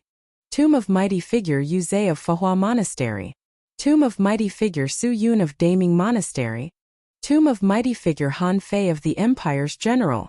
At a glance, there were densely packed tombstones standing tall above the tomb. The mausoleum forest was filled with an inexplicable sense of tragedy. At the very least, the ones buried here were Dharma Daojun. In fact, Suzimo even caught sight of quite a number of tombstones of conjoint body mighty figures. Suzimo focused his gaze on another tombstone. Tomb of Patriarch Hong Guang of Daming Monastery. The tomb of a Mahayana patriarch. Mahayana patriarchs were almost peak experts of Tianhuang mainland. To think that they would be buried in this mausoleum. As Suzimo lamented, his gaze instinctively landed at the center of the mausoleum. There was only an inconspicuous grave there. If one did not pay attention, they would only think that it was a small mound that protruded slightly. However, that small mound seemed to be looking down on the entire mausoleum. There were no other tombstones within 100 meters of it. There was only that small mound. Above the grave, there was a wooden board that was crooked. There were only 2 words written on the wooden board. Dharma Emperor. Those 2 words seemed to possess a mysterious power. Su Zimo's expression changed starkly, and he felt his chest tighten as he staggered a few steps back uncontrollably. The tomb of an emperor. A sentence echoed in Su Zimo's mind and grew louder and louder. 10,000 years ago, emperors bled beneath this rift valley and patriarchs died, burying divine dragons. It was an ominous place. All of this was real. The calamity 10,000 years ago was unexpectedly so tragic that an emperor-level figure fell here. Clang! Clang! The sound of heavy chains could be heard. Behind the countless tombstones, a tall figure stood up slowly under the hazy moonlight. His aura was torrential, as though he wanted to smash a hole through the firmaments above his head.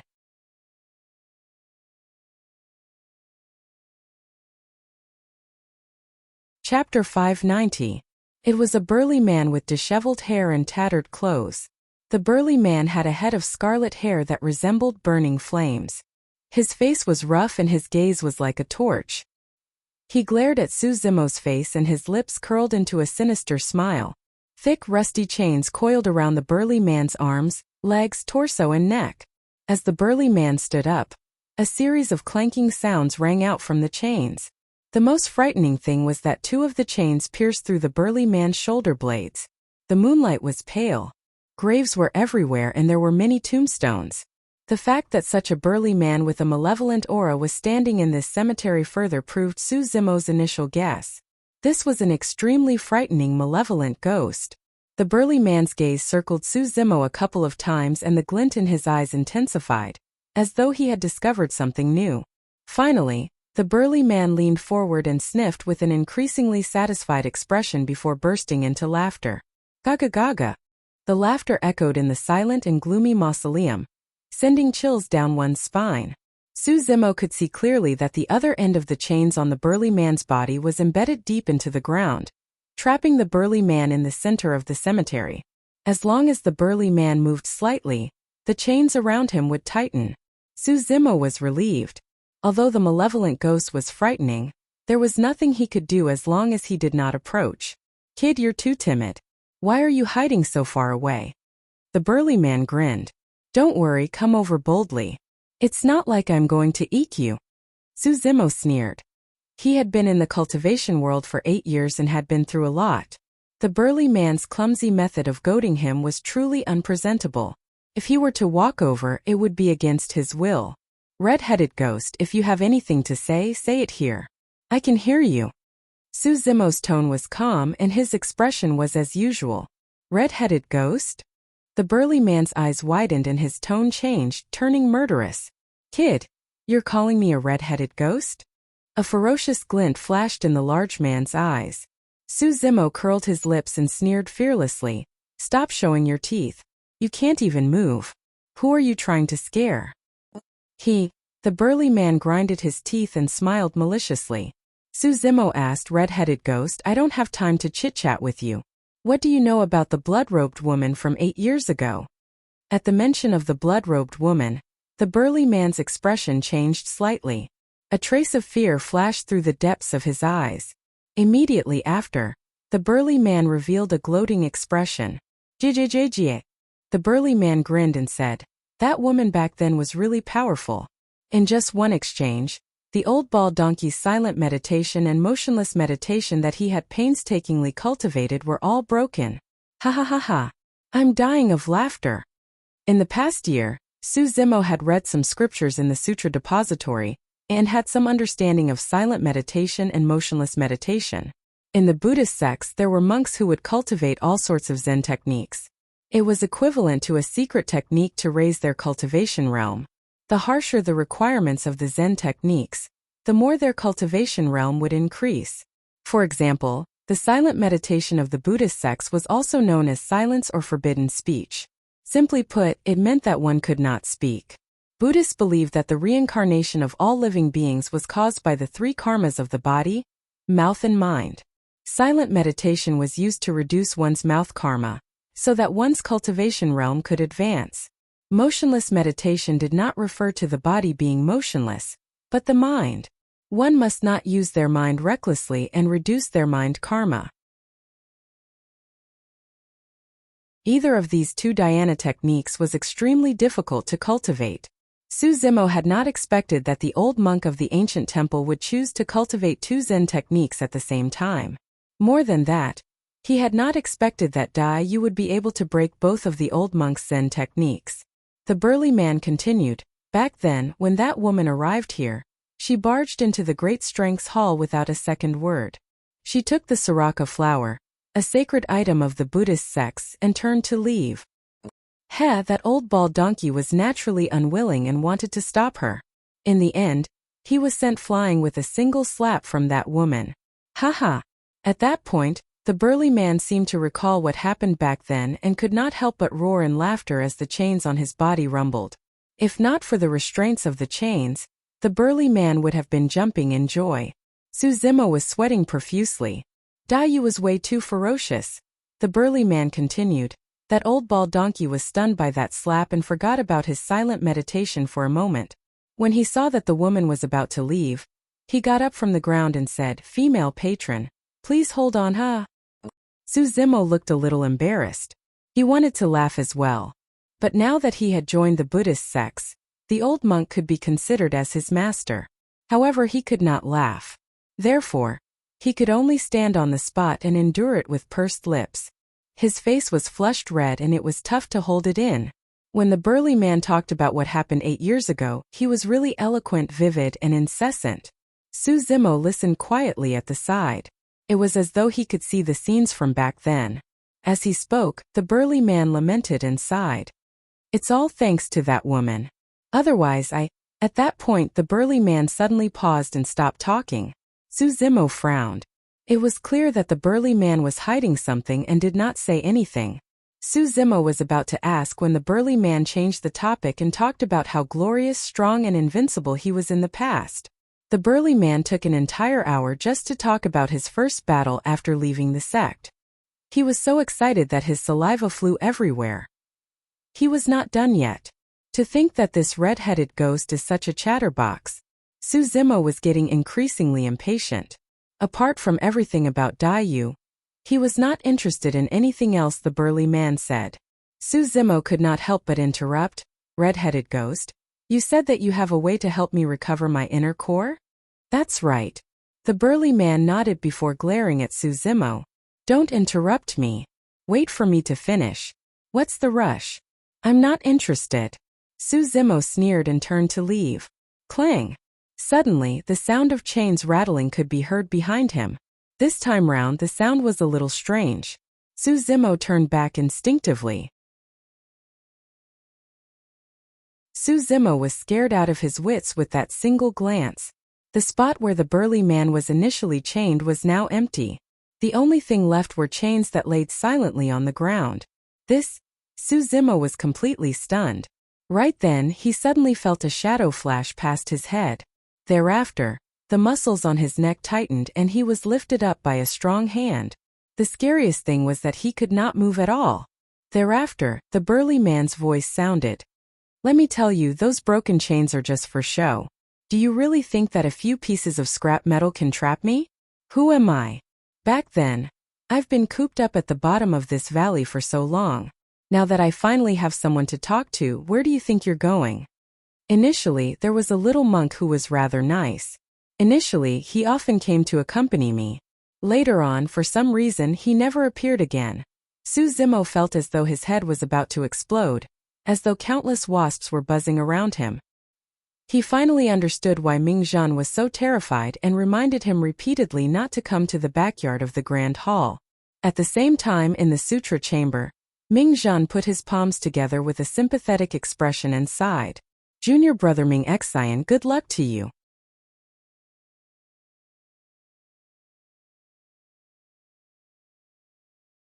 Chapter 591.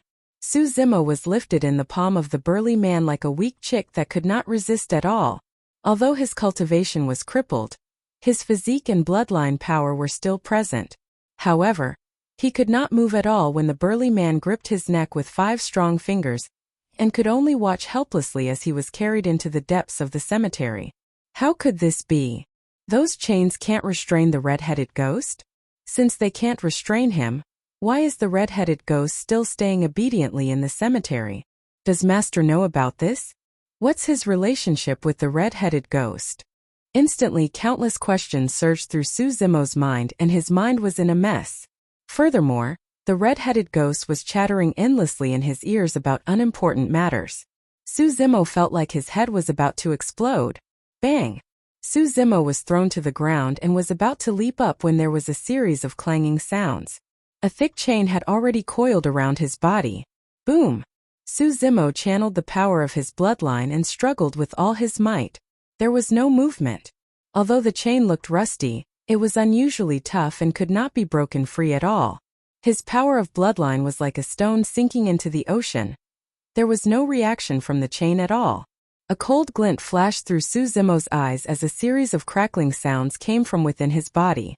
His tendons and bones rang at the same time as his entire body shrank. Tendons transformation and bones contraction. Since he could not shake the chain head-on, Su Zimo changed his mind and intended to shrink his body to escape. Only the heavens knew what the burly man's intentions were for capturing him. Even if the burly man did not have any ill intentions, Su Zimo could not withstand the burly man's incessant chatter. Unexpectedly, the moment Su Zimo's body shrank, the chains on his body shrank as well and locked his body tightly without any gaps to escape. Gaga gaga. The burly man sat on the ground with a mocking look in his eyes. He grinned and said, "This broken thing can't lock me, but it's too easy to lock you up. You'd better save your strength." Su Zimo tried again, but he was unable to break free from the chains. He could only give up and frown at the large man. When he got closer, Su Zimo realized that there wasn't much flesh on the burly man's body. He was practically just skin and bones. However, the man's skeleton was extremely large, and his bones were also incomparably thick and solid. This made his body appear tall and sturdy, and his every movement was filled with explosive power. The burly man was emitting an indescribable aura, as if he had come from the depths of the ancient wilderness. He was extremely dangerous. Inadvertently, Su Zimo felt his heart palpitate. Su Zimo had no idea what this red-headed ghost's background was. The only thing he knew was that the red-headed ghost was a chatterbox. God knows how long he had been holding it in, blabbering on and on without stopping. "Little doll, you don't know how much I've suffered. This valley is isolated from the world. Other than me, there's only that old bald donkey left. In the end, that guy switched to silent meditation. No matter what I say to him, that old bald donkey doesn't react at all. Tell me, how torturous it has been for me after so many years." At that point, the burly man was agitated and grit his teeth. His massive hands were clenched into fists as he pounded the ground. The tombstone forest shook and the entire cemetery trembled. Su Zimo could not help but ask, "Why are there two of you? There's even a novice monk with you."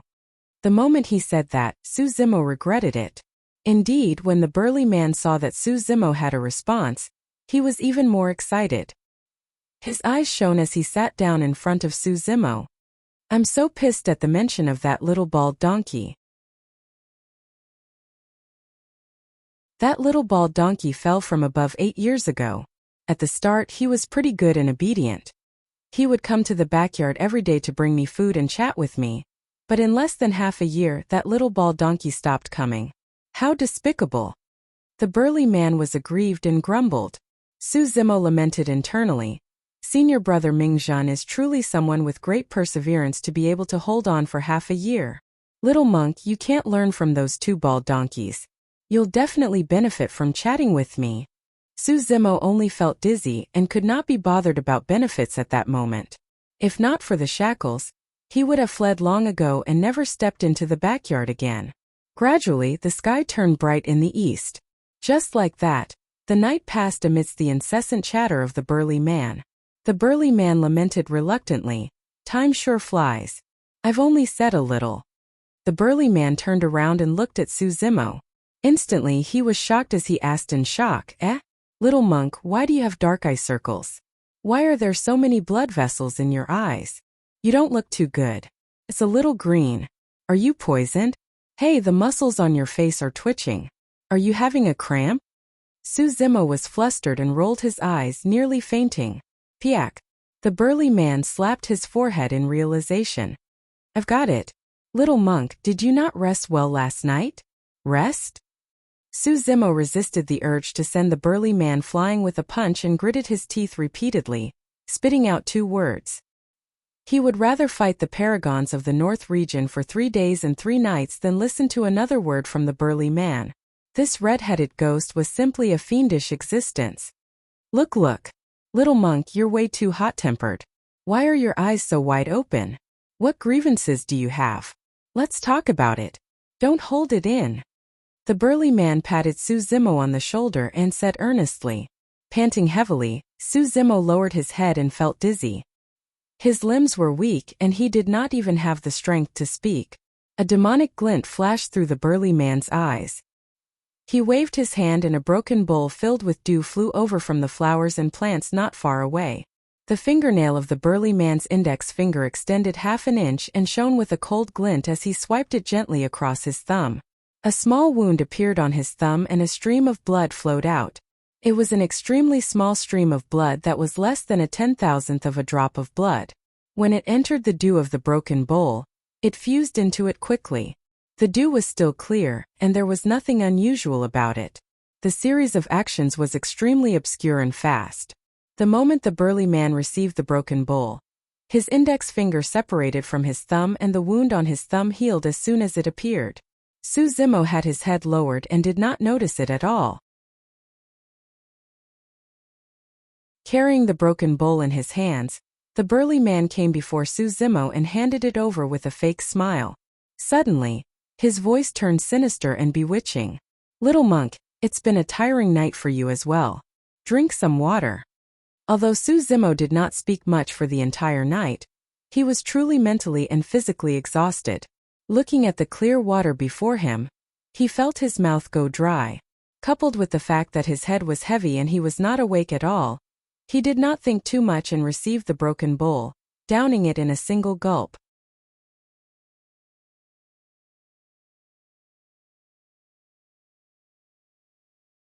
Chapter 592. After drinking a bowl of cold water, Suzimo felt much more energized. Clang! Clang! The sound of chains rang out. Suddenly, Suzimo felt his body lighten. The thick chain that was initially restraining him was removed by the burly man. What's the meaning of this red-headed ghost? He's letting me go so easily? Suzimo frowned slightly and looked at the burly man with a suspicious expression. The burly man squatted on the ground and played with the rusty chain in his hands. He chuckled at Suzimo with a demonic glint in his eyes. Suzimo's expression changed and he suddenly felt his stomach churn.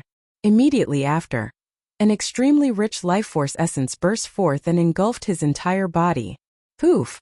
Poof! Poof! Suzimo's skin exploded and streaks of blood appeared on his body in a shocking manner.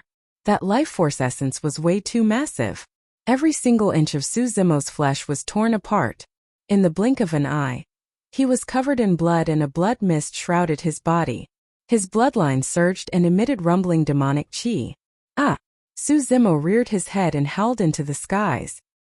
His eyes were bloodshot and the veins on his neck popped like spirit snakes. His body expanded uncontrollably and his flesh expanded.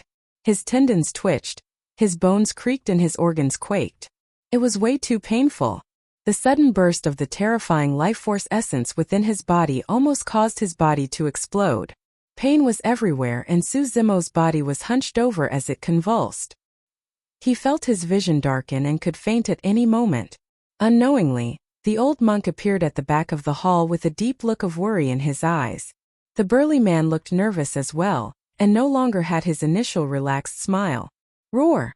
A series of hoarse roars sounded from the depths of Suzimo's throat, as though he was an injured wild beast that was struggling in its death throes.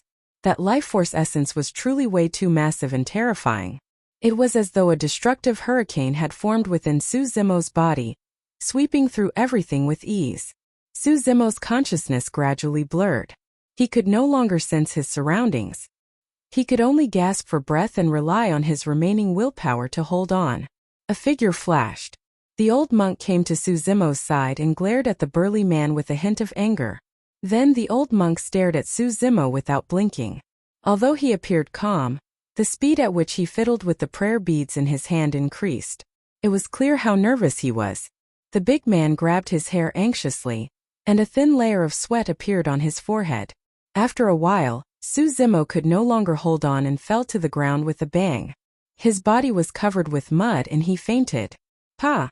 The old monk was moved, and in his agitation, the prayer beads in his hands were crushed. The big man was even more shocked. He stepped forward and slapped Su Zimo's cheeks, shouting, "Little monk, wake up! Don't scare me!" There was no reaction from Su Zimo. His eyes were tightly shut and his heartbeat was getting weaker. The big man shouted a few more times with an anxious expression. There was still no reply from Su Zimo, and he was already on his last breaths.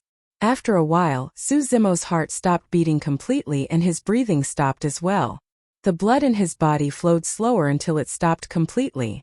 Su Zimo's body gradually turned cold, and he sprawled on the ground motionlessly.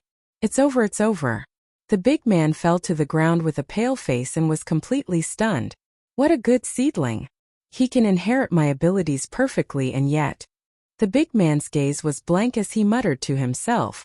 The old monk frowned and glared at the big man with a terrible expression. How much blood did you give him? Only a sliver, less than a 10,000th of a drop of blood. The big man did not dare to look into the old monk's eyes and replied softly.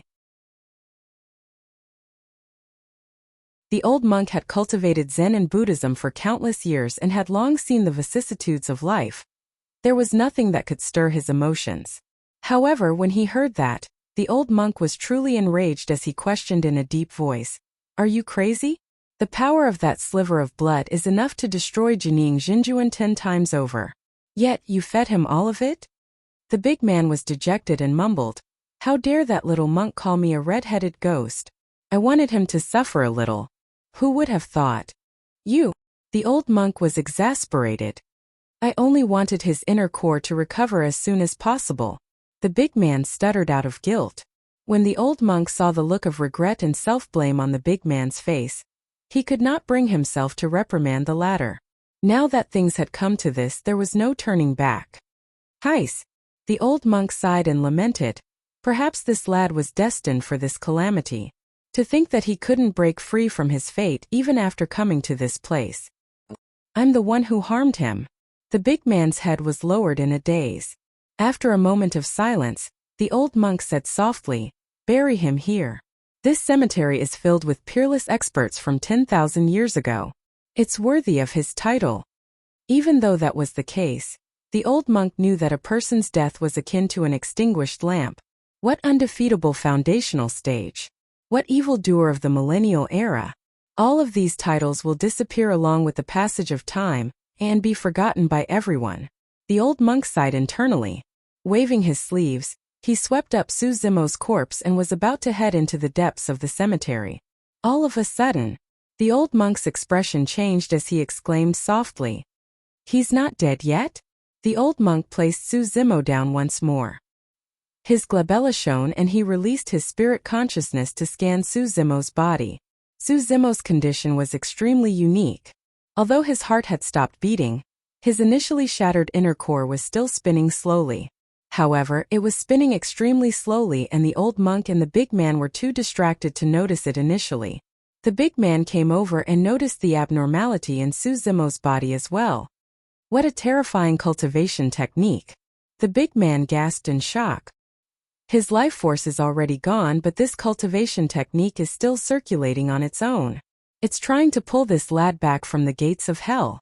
The old monk said with a grim expression, "Although this lad has no heartbeat or breathing, he's only in a state of suspended animation. There should still be hope." There was a long silence. All of a sudden, a shudder sounded from Su Zimo's chest. Although the sound was weak, the old monk and the big man heard it loud and clear. A heartbeat. He was alive. The old monk and the big man were invigorated and their eyes lit up. Slowly, the heartbeat turned faster and stronger. Whoosh. His blood began to flow once more, and the sound of a tsunami could be heard vaguely. Swoosh. Endless demonic chi exhaled from Su Zimo's mouth and nose. It was scarlet like blood and rumbled, forming a series of menacing ancient demon kings in the void. Wild ox, stone bear, anaconda, sanguine ape, divine steed, hell tiger and wind leopard. The 7 ancient demon kings were lifelike and had sharp fangs and claws. Glaring with bloodshot eyes, they were murderous and violent. Even with the old monk and the big man's cultivation, they were slightly moved. The next moment, demonic chi surged above the 7 ancient demon kings, and a blood-red butterfly appeared vaguely. The full moon on its wings was like a pair of cold eyes that could shake one's soul. The old monk's expression changed starkly when he saw the butterfly. As though he recalled something, he could not help but take half a step back. The big man was so scared that he shuddered and knelt on the ground with a thud. Snot and tears streamed down his face as he kowtowed and wailed, "Big sister, I was wrong. That was an accident."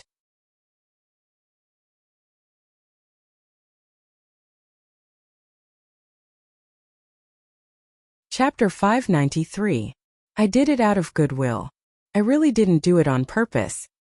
Look, isn't the little monk fine now? There's no need for you to be alarmed over such a small matter, right? Your cultivation technique is truly powerful. Reversing yin and yang, reversing the universe and reviving the dead. Eh? As the burly man cried, he sensed that something was amiss. The blood-colored butterfly in midair did not move at all. There was no life aura within the butterfly as well. The burly man stared at the blood-colored butterfly for a moment and realized that it was an illusion created by Su Zimo's demonic chi. It did not possess any lethality at all. The burly man's face darkened and he wished he could slap himself. He had lived for countless years and had never been afraid even against the top existences of Tianhuang mainland, let alone lose his composure to such an extent. It was truly because that woman from 8 years ago was way too domineering and left a huge shadow in his heart. The moment the blood-colored butterfly appeared, he thought that the woman had returned. The burly man was already feeling guilty after nearly getting Su Zimo killed. Now that he saw the blood-colored butterfly descend, his first reaction was to think that it was here to settle scores with him.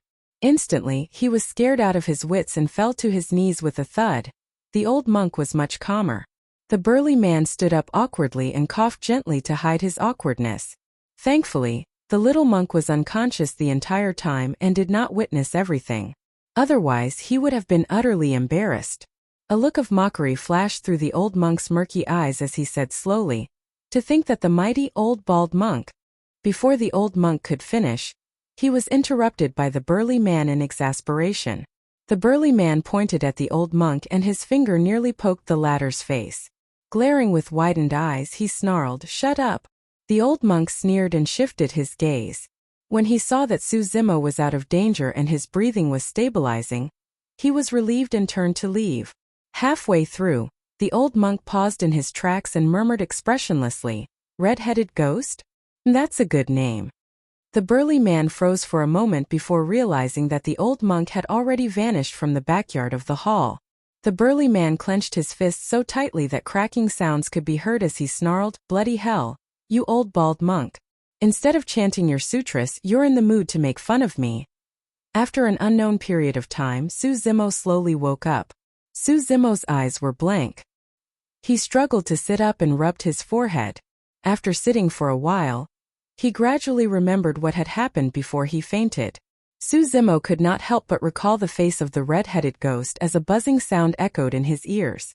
Su Zimo's entire body quivered.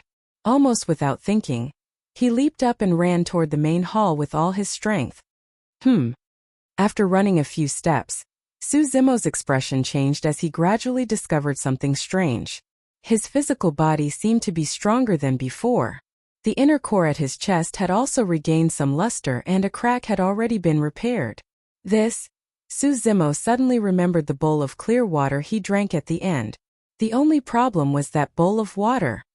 "Little monk, from today onwards, come here every other month to drink a bowl of water." Right then a familiar voice sounded. Previously, this voice nearly tortured Su Zimo into a lunatic. Su Zimo resisted the urge to run and turned around. In the depths of the cemetery, a burly man covered in chains laid on the ground with his hands behind his head. He did not even look at Su Zimo, as though he was resting with his eyes closed. Su Zimo could not help but ask, Red-headed ghost, what's this water? When he heard the words red-headed ghost, the burly man's mouth twitched and he said impatiently, just drink when I tell you to. Why are you spouting so much nonsense? Suzimo did not get angry even though he was snubbed. He could vaguely sense that the attitude of the burly man towards him had changed ever since he woke up. He could not tell what it was exactly. Something must have happened while he was unconscious. That bowl of water was not simple either. Prior to this, Suzimo had consumed a 10,000-year vermilion fruit, and his inner core did not show any signs of recovery even after receiving a massive amount of life force essence. However, after drinking that bowl of water, not only did his body strengthen, even one of the cracks on his inner core healed. That was not all. Suzimo could clearly sense that there was still a massive amount of life force essence left in his body. Even if he cultivated the mystic classic of the 12 demon kings of the great wilderness every night, that amount of energy would be enough to last him for a month. What sort of water possessed such a strong healing power and rich life force essence? What sort of water could possess such a miraculous power? Suzimo searched through the ancient books he had read in detail, but could not find any universal treasure that was compatible with the spirit water. However, he knew in his heart, with the support of sufficient spirit water, his inner core had a chance of recovering within a couple of years if nothing went wrong. If he continued cultivating, his inner core would be completed or even perfected in the near future. That cultivation speed was something that he could not achieve even if he was outside the Dragon Burial Valley with sufficient flesh and blood to consume. Suzimo was in a great mood now that the hidden danger of his inner core was resolved. No matter how slow he was to react, he could tell that the burly man was helping him. At that thought, Suzimo bowed deeply in the direction of the burly man and said seriously, "Red-headed ghost, thank you.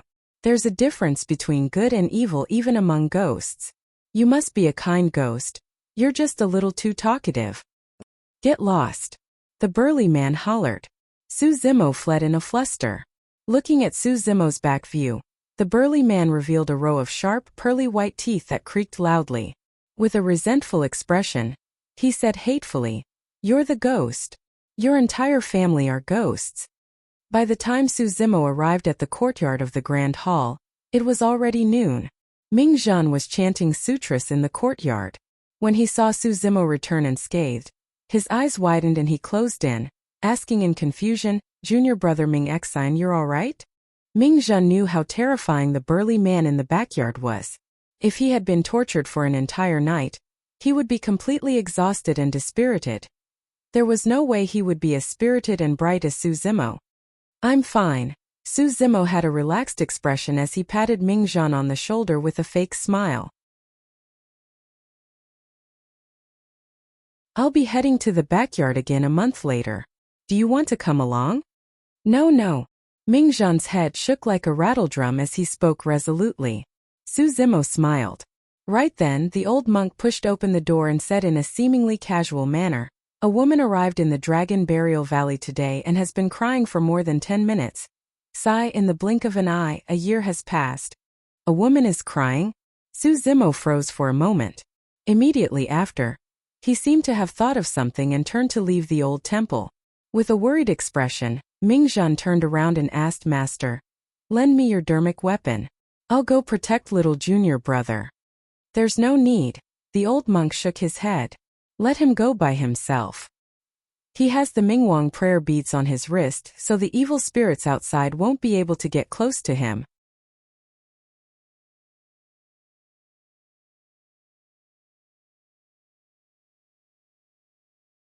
Chapter 594. Suzimo pushed open the door and left. For a moment, he forgot about the existence of malevolent spirits outside the old temple. At that moment, the only thing in his mind was the scene of a woman crying above the Dragon Burial Valley a year later. Who was the one crying? Who was she crying for? Suzimo already had a vague answer in his heart. The people outside all thought that he had died. Theoretically speaking, today was the anniversary of his death. After leaving the old temple, Suzimo walked along the edge of the Rift Valley slowly. Not long after, he heard intermittent sobbing in his ears. After walking for a while more, Suzimo came to a stop. Although his inner core had not healed completely, his hearing was still there. The sobbing woman was right above this place. There were two people, one at the bottom of the valley and the other at the top. They were thousands of feet apart. Suzimo raised his head. It was dark above and he could not see anything. However, he already knew the identity of the person. A teardrop slid down silently, crossing the thousands of feet deep abyss and landing on Suzimo's cheeks with a hint of warmth. Suzimo was silent. After a long time, the sobs gradually turned softer until they stopped. Zimo, today is the anniversary of your death. I'm here to visit you, the woman's voice sounded. For some reason, Suzimo felt as though his heart had been struck heavily the moment he heard that. His vision turned blurry and a layer of mist appeared in his eyes. This was the Dragon Burial Valley. How many people wanted to avoid this place? How many powerful living beings had been buried in the past 10,000 years? Just a year ago, countless paragons of the North region were buried here. Notwithstanding this ominous place, just how much danger would one have to take to pass through the Great Qian ruins and the obstruction of the endless otherworldly soldiers to reach this place? I'm the Empress of Great Zhou now. I don't dare to cry in front of others in the palace and neither can I cry. This is the only place where I can cry without fear. Zimo, you're not allowed to make fun of me. Zimo, don't worry. I've already hidden Mr. Su Hong. Unless I die, no one will find him. It's just that. Pausing for a moment, the woman continued, however, the cultivators of Glass Palace vented their anger on the citizens of the Yan country and many innocent people died. Thankfully, the cultivators of the Fiend Sect's Pure Maiden sect arrived and saved many people. Hearing this, Su Zimo clenched his fists, his eyes bursting with killing intent. Although Su Hong was fine, he loved the people as if they were his children. No one knew how tormented he would be when he heard that the citizens of Yan country were massacred. To Su Hong, it was probably a fate worse than death. Glazed Tile Palace. Su Zimo's gaze was gloomy. The killing intent in his eyes was almost tangible. The thing he was most afraid of when he stepped into the path of cultivation was to implicate his family. Who would have thought that in the end it still couldn't be avoided? Although Su Hong was fine, the countless people who had died unnatural deaths were, in fact, implicated because of him. Fortunately, the appearance of the Pure Maiden sect attracted the attention of many sects and forces in the northern region. Almost everyone thought that it was the Pure Maiden sect who rescued Mr. Su. Forget it, let's not talk about this anymore. The woman's tone seemed to have turned much lighter. It's been a year since we last met. Let's talk about happy things.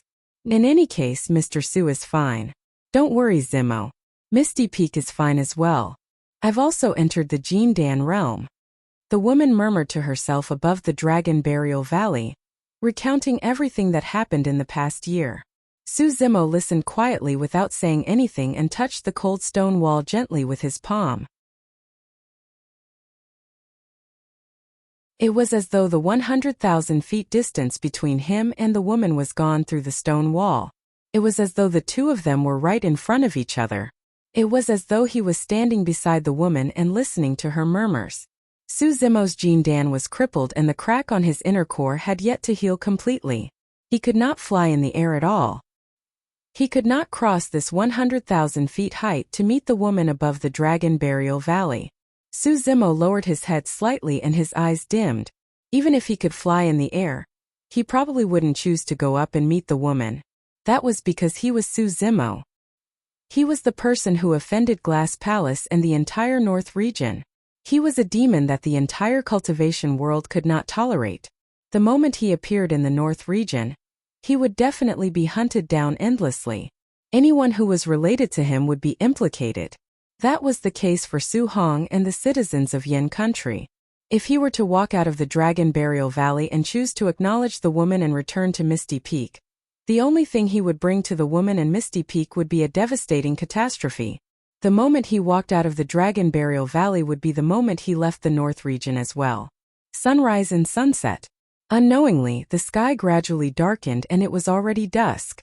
Su Zimo could clearly sense that the malevolent qi in the surroundings was much denser. The Mingwang prayer beads on his left wrist shone with a mysterious glow. Many ghostly figures moved not far away, but none of them dared to advance. If that was the case at the bottom of the valley, it was naturally the same above as well. Su Zimo's eyes were filled with worry. Right now, he only hoped that the woman could leave this place as soon as possible. After a while, the skies darkened and the firmaments were filled with stars. The woman finally said softly, "Zimo, I've got to go." Zimo heaved a sigh of relief. After a moment, he saw that there was no more movement above. Just as he was about to return to the old temple, the woman's voice sounded once more with a hint of sobbing, "Zimo, I miss you." Zimo's heart skipped a beat. The sobs gradually faded and the woman had already left. However, Zimo did not move for a long time and remained silent. The night passed and at daybreak, Zimo finally heaved a sigh of relief and moved back to the old temple. Mingzhen looked at the dejected Zimo, who pushed open the door and entered. His eyes were filled with confusion, but he was too embarrassed to ask.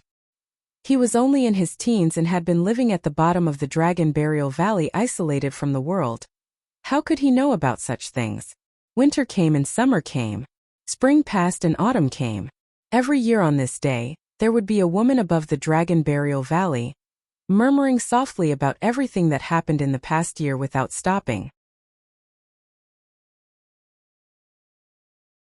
Every year on this day, the woman seemed to have a lot to say that she could never finish. Every year on this day, Zimo would leave the old temple. He would spend an entire day and night outside. One would be at the bottom of the valley while the other would be at the top. They were thousands of miles apart and could not meet. Every year on this day, when Zimo returned from outside, Mingzhen would be able to see an unresolvable sorrow in the depths of the latter's eyes. Finally, on this day, when he saw Zimo return to the old temple and enter the sutra chamber, Mingzhen could no longer hold it in and ran to the old monk. "Master, what's wrong with little junior brother? Is there a woman waiting for little junior brother above the Dragon Burial Valley? Little junior brother's inner core is almost fully recovered and he can fly. Why isn't he going up to meet her?" Mingzhen was filled with doubts as he asked all of them at once. There was a long silence. The old monk did not speak the entire time.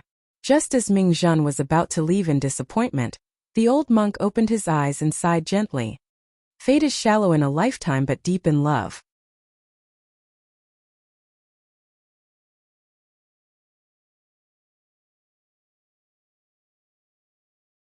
Chapter 595. Time flew. In the blink of an eye, 5 years had passed since the appearance of the vermilion fruit in the Great Qian ruins and the battle between the paragons.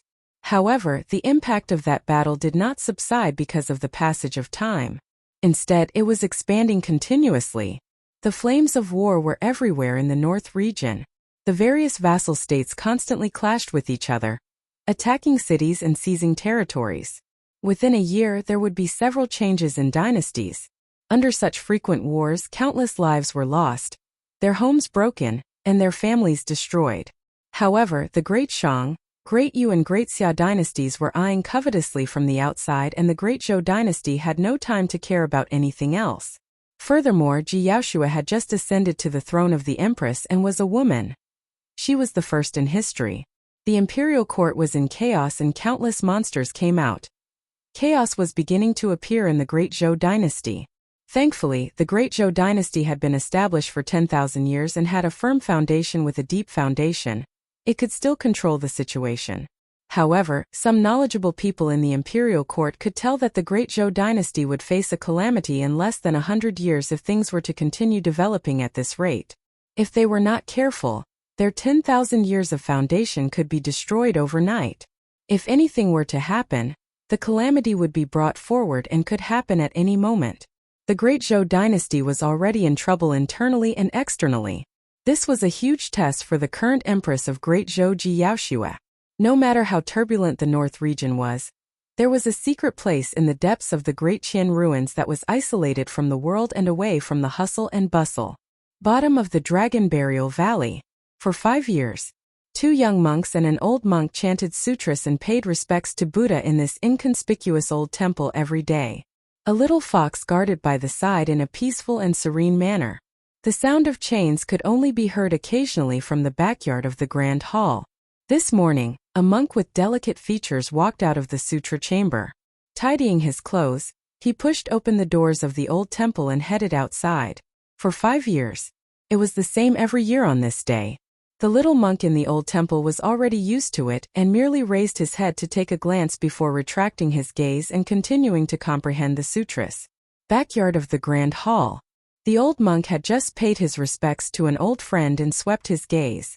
When he caught sight of a burly man lying in the cemetery lazily, he suddenly said, "Red-headed ghost, that lad's inner core has already been repaired.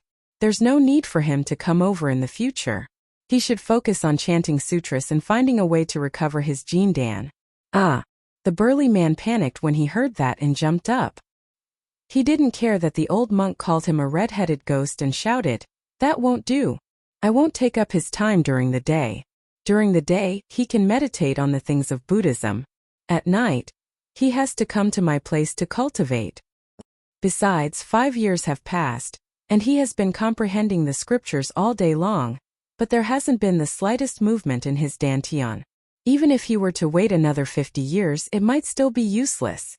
In my opinion, learning the things of Buddhism is a waste of time. The old monk was expressionless as he asked, "Isn't it a waste of time to drink your blood?" "Of course," the burly man said proudly, "after drinking my blood for 5 years, putting aside the fact that his inner core is healed, this brat's current physical body is much more terrifying than 5 years ago.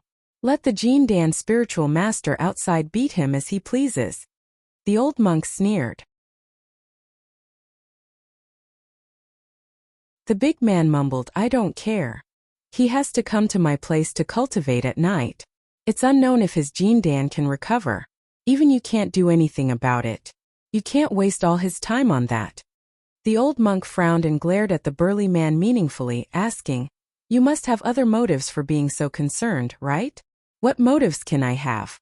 The burly man patted his chest loudly and declared righteously, "I'm indebted to that woman back then. I'm not someone who doesn't repay her kindness." Pausing for a moment, the burly man's eyes darted around as though he had thought of something.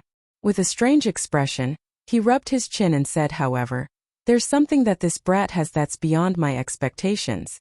Now that his inner core has recovered, I'm going to impart to him something else from tonight onwards." "Heh? What is it?" the old monk asked. The burly man chuckled. "It's just a small trick that won't be presentable." The old monk smiled gently and turned to leave.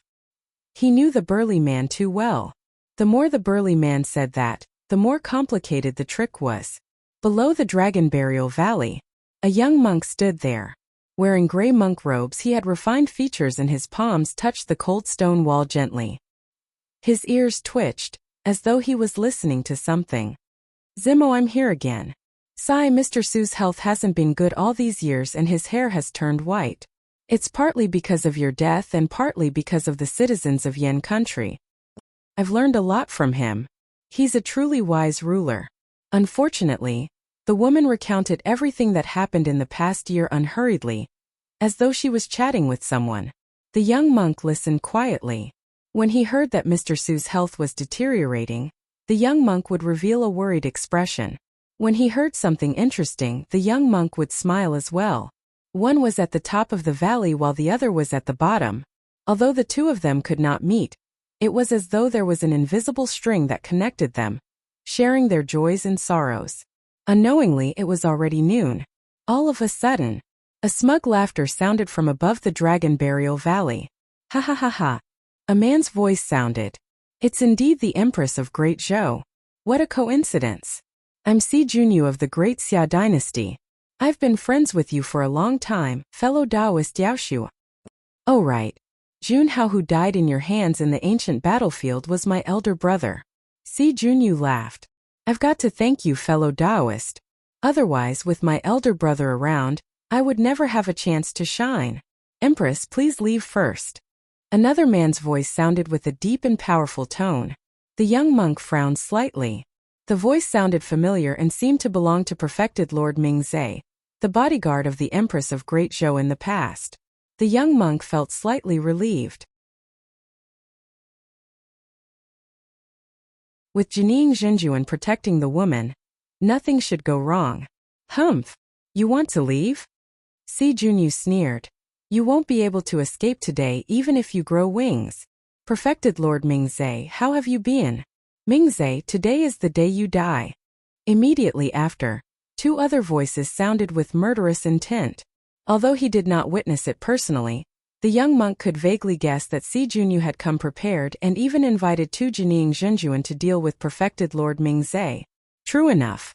Si Junyu said coldly, "Fellow Taoist Yaoxue, you're indeed cautious and only brought one person with you for fear of attracting too much attention. However, don't forget that this is the Great Qian ruins where all sorts of people mix together, and it doesn't belong to the territory of Great Zhou. It's impossible for you to avoid attention completely." TSK. Si Junyu laughed. How interesting. To think that the Empress of Great Zhou would take such a huge risk to come here every year on this day. Seems like the monster incarnate that died 5 years ago has a rather special relationship with you. Huh? I heard that the monster incarnate's elder brother went missing. You couldn't have hidden him, right? Ha ha ha ha ha. What do you want? The woman interrupted Si Junyu's laughter. Si Junyu retracted his smile and said coldly, "Of course, I want to use your head to ascend to the throne." Bottom of the Dragon Burial Valley. The young monk's gaze was cold.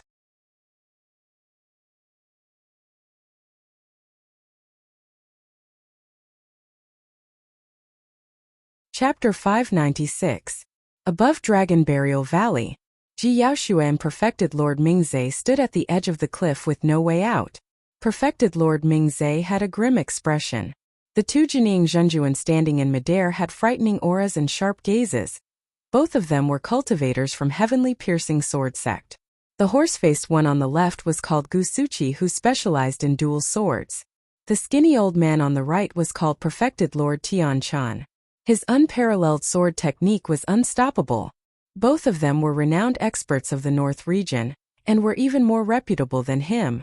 If it was a one-on-one fight, Perfected Lord Mingzhe was confident of dealing with them. However, if both of them were to attack at the same time, he would definitely lose. Behind Si Junyu stood 20 perfected Jin Dan. Apart from the 10 top-tier guards of the Great Xia dynasty, there were 10 Jin Dan realm sword cultivators of Heavenly Piercing Sword sect. Almost all of them were late-stage Jin Dan and perfected Jin Dan. Any 2 or 3 of those 20 people would be enough to suppress Ji Yaoxue. It was clear that the other party had planned this for a long time and came prepared. They did not intend to give them any chance. Perfected Lord Mingzhe was anxious and frowned. Given the current situation, he could barely protect himself, let alone protect Ji Yaoxue and escape. In the cultivation world, sword cultivators were the ones with the most frightening killing power. Who could guarantee that they would be able to escape unscathed against the combined attacks of 2 great sword cultivators? Ji Yaoxue had a calm expression and glared at Si Junyu coldly without any hint of fear or submission in her eyes. Piak, piak, piak. Si Junyu clapped and nodded with a smile. You're indeed the empress of a dynasty to be able to remain calm even now. I hope that you'll still be as composed when you land in my hands later on. Fufu, I'm looking forward to it. Attack. Clang. Clang. The sound of swords being unsheathed could be heard. Besides Si Junyu, 5 guards and 5 sword cultivators of Heavenly Piercing Sword sect attacked at the same time and charged towards Ji Yaoxue. There were another 10 people guarding Si Junyu's surroundings. Ji Yaoxue's gaze was cold as she channeled Jin Dan and slapped her storage bag. Whoosh! 2 flying swords hovered in front of him and tore through the air. Yo! Si Junyu pretended to be surprised as he shouted, 2 supreme-grade flying swords. Impressive, impressive. Ha! Clad in armor, the 5 great Xia guards took a step forward with cold expressions and struck at the same time. Their movements were uniform and imposing. Clang! 5 thick-backed long sabers heavily chopped down on the incoming flying swords. Sparks flew everywhere. The 5 long sabers were only high-grade spiritual weapons. However, their cultivation levels were all above Ji Yaoxue's. Moreover, the 5 of them were clearly proficient in joint attacks. With 5 slashes, the supreme-grade flying sword was sent flying. A Heavenly Piercing Sword sect sword cultivator had a mocking look in his eyes as he struck right away. With a twist of his sword chi burst forth and sent another flying sword flying. The difference was too great. In just one round, she had already lost control of 2 supreme-grade flying swords. Swish! Swish! The other 4 sword chi instantly descended and streaked across Ji Yaoxue's body. Buzz! Ji Yaoshua's robe shone brightly and 4 spirit patterns burst forth in a bedazzling manner, blocking the killing sword qi. That robe was personally crafted for her by Su Zimo back then. Although it could block the sharpness of the swords, it could not block off the power of the swords completely. Ji Yaoshua grunted dully and her face turned paler. To be fair, if Si Junyu had not wanted to capture her alive, it would have been way too easy for those sword cultivators to kill her. Si Junyu said leisurely, Ji Yaoshua, I advise you to surrender obediently so that you don't have to suffer. Ji Yaoshua grit her teeth and refused to submit. Channeling her Jin Dan wildly, she conjured hand seals and released a secret skill of the Great Zhou dynasty. Emperor's Imperial Qi. Spirit energy circulated wildly within Ji Yaoshua's body and gathered at her fingers according to her unique meridians. With a light tap of his finger, spirit energy gushed out, forming streaks of sword qi that resembled a rain of spears and arrows in midair, shooting towards the 10 golden cores that were charging towards him. The Emperor's Imperial Qi was a secret skill of the Great Qian Empire. Even the Great Zhou dynasty only managed to obtain an incomplete page of it. Even so, the power of that secret skill was not to be underestimated as it consumed a lot of spirit energy. Ji Yaoshua had just entered the Jin Dan realm, and her spirit energy was almost depleted after releasing that spirit art. Her Jin Dan was already throbbing with pain. Clang! Clang! Clang! Clang! Be it the great Xia guards or the sword cultivators of heavenly piercing sword sect, they were fearless. Brandishing their sabers and swords, the incoming sword qi was shattered and turned into nothingness. The Emperor's Imperial Qi could not stop the 10 perfected Jin Dan perfected beings either. Ji Yaoshua grit her teeth with a resolute gaze. The Dragon Burial Valley was right behind her. She was the Empress of Great Zhou and would rather die than fall into the hands of Si Junyu and be humiliated. At most she would be smashed to pieces. In midair, the outcome of the fight between perfected Lord Mingzhe and the 2 sword cultivators was about to be decided. To be precise, it was a life-and-death battle. Perfected Lord Mingzhe had already used all his strength and trump cards. However, he could not defend against the sharpness of the 2 sword cultivators and was already covered in injuries with blood staining his robes. Heis! Perfected Lord Mingzhe's eyes dimmed as he sighed internally. Forget it, forget it. After cultivating for hundreds of years, I still can't have a good ending. That's the cultivation world. Seems like the Dragon Burial Valley is truly an ominous place. Perfected Lord Mingzhe laughed in a self-deprecating manner. Below, Ji Yaoshua had nowhere to retreat. She turned to look at the dark and mysterious Dragon Burial Valley behind her. There was no fear or sorrow in her eyes. Instead, there was a hint of relief and relief. Zimo, did you jump down from here 5 years ago? 5 years later, I'm coming to accompany you. Ji Yaoshua smiled sweetly and leaped down towards the Dragon Burial Valley. All of a sudden, a white light flashed and coiled around Ji Yaoshua's waist like an agile snake at an extremely fast speed. Ji Yaoshua was about to fall when she was suddenly coiled by a spirit rope that was filled with spirituality and pulled back from the edge of the cliff.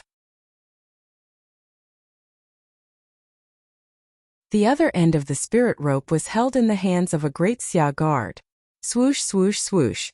The spirit rope coiled around continuously and instantly, Ji Yaoshua's limbs were bound. There was no way she could break free.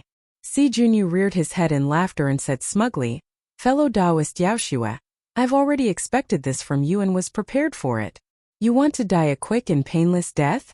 Not so easy. Ji Yaoshua's face was pale. She was not afraid of death, but she was worried that she would be humiliated in Si Junyu's hands. At that time, the entire Great Zhou dynasty would be reduced to a laughingstock. Bring this woman to me. Si Junyu's eyes shone brightly as he roared in laughter. I want to see how the Empress of Great Zhou will react when she kneels before me. Ha ha ha ha. Understood. A guard strode forward and reached out, wanting to lift Ji Yaoshua up. All of a sudden, something strange happened. On the other side of the battlefield, a gray figure barged in at an extremely fast speed with a torrential killing intent, arriving before them in the blink of an eye. No one saw where this person came from. It was as though he appeared out of thin air. You, one of the sword cultivators of heavenly piercing sword sect, was alarmed. The moment he spoke, He was sent flying before he could even raise his sword. This person's body was still in midair when it exploded with a bang and turned into a cloud of blood mist, dying on the spot. A sword cultivator was smashed to death.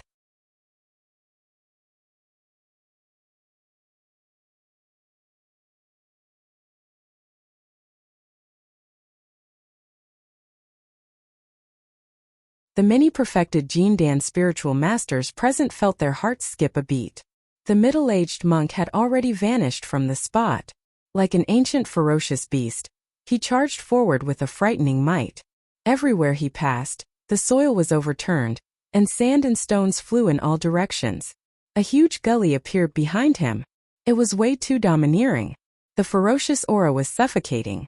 A great Xia guard reacted slightly slower and had just raised the saber on his back when the middle-aged monk's palm descended. Poof! That person's head was smashed into his chest and his neck was shattered. He died on the spot. Another great Xia guard's saber descended. Without even looking, that person clenched his fist and punched the saber with his body of flesh. Die! The great Xia guard growled with a ferocious gaze. Snap! There was no expected sound of the saber cutting into flesh. There was no expected flash of blood either. Everyone could clearly see that the middle-aged monk had actually shattered this superior-grade spirit artifact saber, with a thick back that was forged from pure gold crystals with his bare hands. Poof! Countless shards flew in reverse and riddled the great Xia guard's body with blood gushing out. The man's eyes were wide open as he fell straight to the ground. Where did this demonic monk come from? A sword cultivator of heavenly piercing sword sect at the side channeled his spirit energy, and the sword in his hands vibrated. Buzzing endlessly, it burst forth with 5 spirit lights that were sharp and chilling. It was a perfect spirit weapon. Swash! The sword in that person's hands trembled. Instantly, sword flowers appeared one after another in midair. There were a total of 13 of them. There were so many sword shadows that it was difficult to distinguish the real from the fake. The middle-aged monk's gaze flickered and he reached out with his palm. He found the true body of the sword instantly. Not only that, the middle-aged monk's 5 fingers seemed like they were made of molten steel. Looking strong and powerful, they avoided the sharpness of the sword ingeniously and pressed down on the spine of the sword. All the sword shadows dissipated. The sword flowers withered. The sword cultivator's expression changed and he instinctively wanted to withdraw his sword. Unexpectedly, the perfect spirit weapon sword was held down by the middle-aged monk's fingers and could not move at all, as though it was pinned beneath a mountain. Not good. Smelling a dangerous aura. That person knew that things were bad and wanted to retreat. However, it was already too late. The middle-aged monk slid forward and pressed down on the sword with his 5 fingers, pushing it forward gently. His movements were smooth and fluid without any sluggishness. The sword sliced across that person's throat. Although it was a simple move, it was enough to claim that person's life. Shing! A blood mist spewed out. The sword cultivator pressed down on the wound on his throat with all his might. However, he could not stop the bleeding and his eyes dimmed rapidly. Another 3 perfected Jindan beings were dead. Although the entire process seemed slow on the surface, it happened in the blink of an eye. The middle-aged monk did not stop in his tracks at all. In the blink of an eye, he had already left the 5 perfected Jindan beings behind him and arrived before Si Junyu. Si Junyu was a little flustered. He had never seen such methods before. His guards and even the sword cultivators of heavenly piercing sword sect were like paper in the hands of the middle-aged monk, and could not even last a single move. The middle-aged monk's attacks were ruthless and decisive. They were all killing moves without mercy. Kill him for me. Si Junyu hollered. In front of him were 5 great Xia guards and 5 sword cultivators of heavenly piercing sword sect. In Si Junyu's opinion, as long as the 10 perfected Jindan beings could hold back the middle-aged monk, the 2 Jining Jinjuan beings in midair would kill perfected Lord Mingzei and return immediately. That person would be dead for sure. Kill!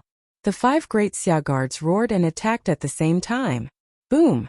The eyes of one of the sword cultivators of heavenly piercing sword sect lit up, and an extremely terrifying aura burst forth from his body. He did not test the waters and released his Jindan phenomenon right away.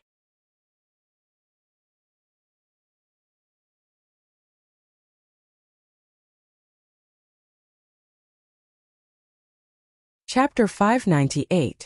7 Swords Heaven-Piercing. The person hollered and the sword chi within his body hummed. The Jin Dan churned wildly and spirit energy howled. 7 gigantic swords appeared behind him, sharp and sharp as though they wanted to rip the firmaments into shreds. 7 Swords Heaven-Piercing. He was ranked 78th on the previous phenomenon ranking. It was clear that this sword cultivator had received the true legacy of heavenly piercing sword sect, and was able to comprehend the Jin Dan phenomenon because of his high comprehension. The Jin Dan phenomenon could release the most terrifying attacks of the Jin Dan realm. However, the Jin Dan phenomenon of sword cultivators was even more lethal. Just as the middle-aged monk rushed forward, the 5 great Xia guards in front of him had a tacit understanding. They unleashed a joint attack and attacked at the same time. The 5 sabers seemed to have fused into one, forming a massive saber that descended from the skies with an aura that could annihilate everything.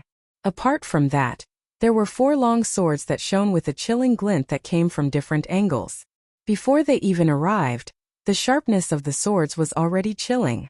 The most terrifying attack was the Jin Dan phenomenon that was just released.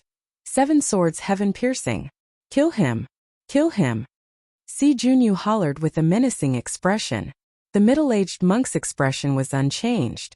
Against the incoming attack, his eyes lit up and he opened his mouth, releasing an earth-shaking Sanskrit sound from the depths of his throat. Oem! That syllable was extremely strange and was definitely not an ordinary language of Tianhuang mainland. Coming from the mouth of the middle-aged monk, it possessed an inexplicable might. Even though there was no spirit energy fluctuation within the middle-aged monk's body, the Sanskrit sound reverberated through the world endlessly, as though it could penetrate through all obstacles and reach one's heart. That was a Sanskrit sound that was released with the power of one's organs and throat alone. Sound wave secret skill? The expressions of the 3 Jining Jinjuan in midair changed slightly.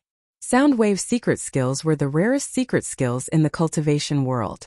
They were extremely difficult to cultivate and were only passed down by some super sects and top factions.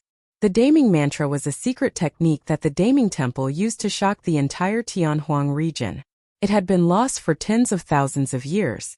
Jining Jinjuan's lifespan was no more than 1,000 years, so the 3 Jining Jinjuan naturally could not recognize the origin of this secret technique.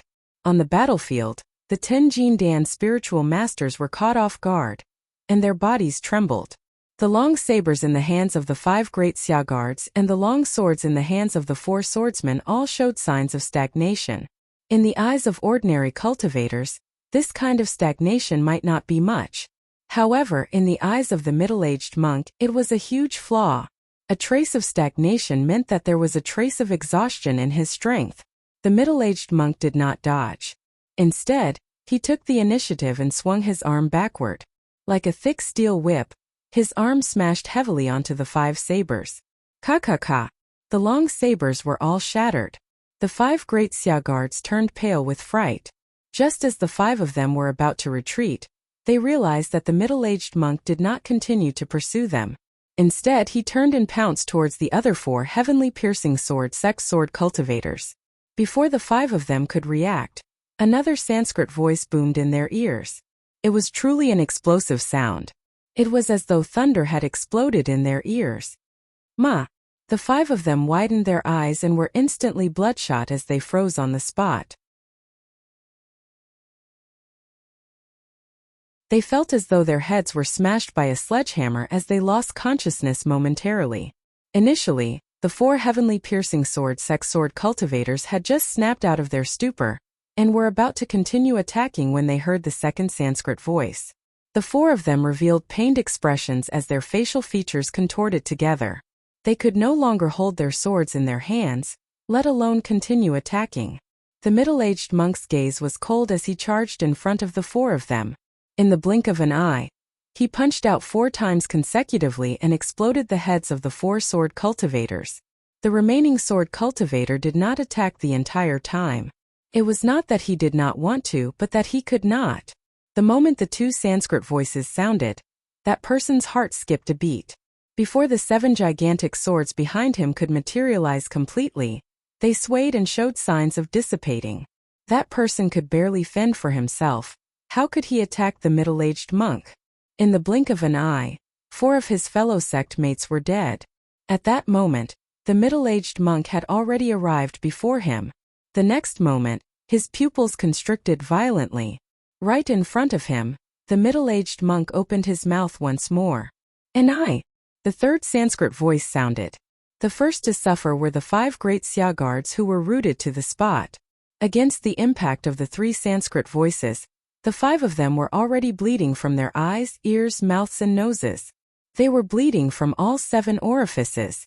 It seemed like there were no injuries on the 5 of them. However, their brains had already been shattered into pieces. The 5 of them fell stiffly with dim gazes. Right from the beginning, the middle-aged monk had not touched them at all. They were killed by the impact of the 3 Sanskrit voices. As for the remaining sword cultivator, his face was pale and his eyes were filled with fear. Against the impact of the 3 Sanskrit voices, his Jin Dan phenomenon was already trembling endlessly and could collapse at any moment. He had cultivated for more than 200 years and had fought countless battles. He could be considered as a genius of heavenly piercing sword sect. However, he had never seen such a method of combat. There was no spirit energy fluctuation within the body. The sound alone was enough to shake the power of his phenomenon. In other words, if he did not have the protection of Jin Dan's phenomenon, he would be severely injured even if he did not die from the impact of the 3 Sanskrit voices. The next moment, the middle-aged monk closed in and opened his mouth once more. "Ah!" The 4th Sanskrit voice. At the same time, the moment the 4th Sanskrit voice descended, the middle-aged monk struck brazenly and his gigantic fist smashed against Jin Dan's phenomenon. Snap! The 7 swords were all broken. The remaining perfected being Jin Dan felt his teeth ache and was shocked. How could anyone have witnessed such power? Jin Dan's phenomenon was perfected being Jin Dan's strongest attack. Even the most top-tier spirit arts might not be able to fight against it. But now, everyone was witnessing someone taking on Jin Dan's phenomenon head-on with their bodies. The most frightening thing was that heavenly piercing sword sect's 7 swords heaven piercing was like a chicken against this person's Sanskrit voice and fist. It could not withstand a single blow. Poof! Jin Dan's phenomenon shattered and the remaining sword cultivator shuddered and spat out a mouthful of blood. The middle-aged monk did not give him any chance at all. Striding forward, he extended his finger and tapped the person's throat gently. Snap! The person's throat was shattered and he died on the spot. Si Junyu was completely stunned. He truly had not expected that 10 perfected beings of Jin Dan, and even an expert who had cultivated a Jin Dan phenomenon would not be able to stop the middle-aged monk for a single moment. Although the entire process seemed long, it only took 3 breaths in reality. Before Si Junyu could react, the middle-aged monk had already arrived in front of him. At that moment, even if Gusuchi and Tianchan, the 2 Jining Zhenjuan, wanted to save him, it was already too late. "How dare you!" Perfected Lord Tianchen's expression changed starkly when he caught sight of that from the corner of his eye as he hollered. "Bald monk, you'll definitely die today if you dare to take his life," Gusuchi said coldly.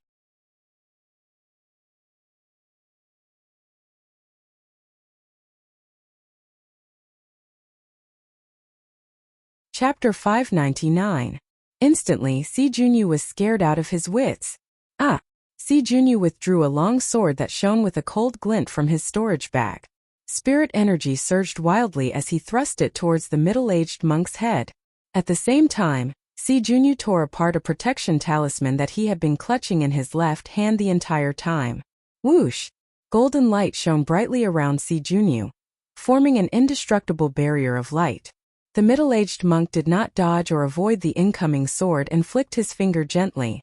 His fingertip collided with the sword. Clang! The sword in Si Junyu's hands was snapped by the middle-aged monk's finger. Si Junyu's palm cracked and he could not hold onto the sword any longer, letting it fall out of his hands. Thereafter, he felt his vision blur and the middle-aged monk's figure disappear. To everyone else, the middle-aged monk snapped the sword with his finger before taking a step forward and circling behind Si Junyu. The middle-aged monk's movements were way too smooth. It was as smooth as flowing water, and there was no pause in between from the moment he attacked. The middle-aged monk stuck his entire body forward like an anaconda. coiling around the golden barrier around Si Junyu and exerting strength. Crack! Crack! Crack! Cracks appeared on the golden barrier one after another. After a momentary pause, the golden barrier shattered. The middle-aged monk reached out and gripped Si Junyu's neck, exerting strength in his fingers. Si Junyu felt his entire body go limp and his limbs go limp.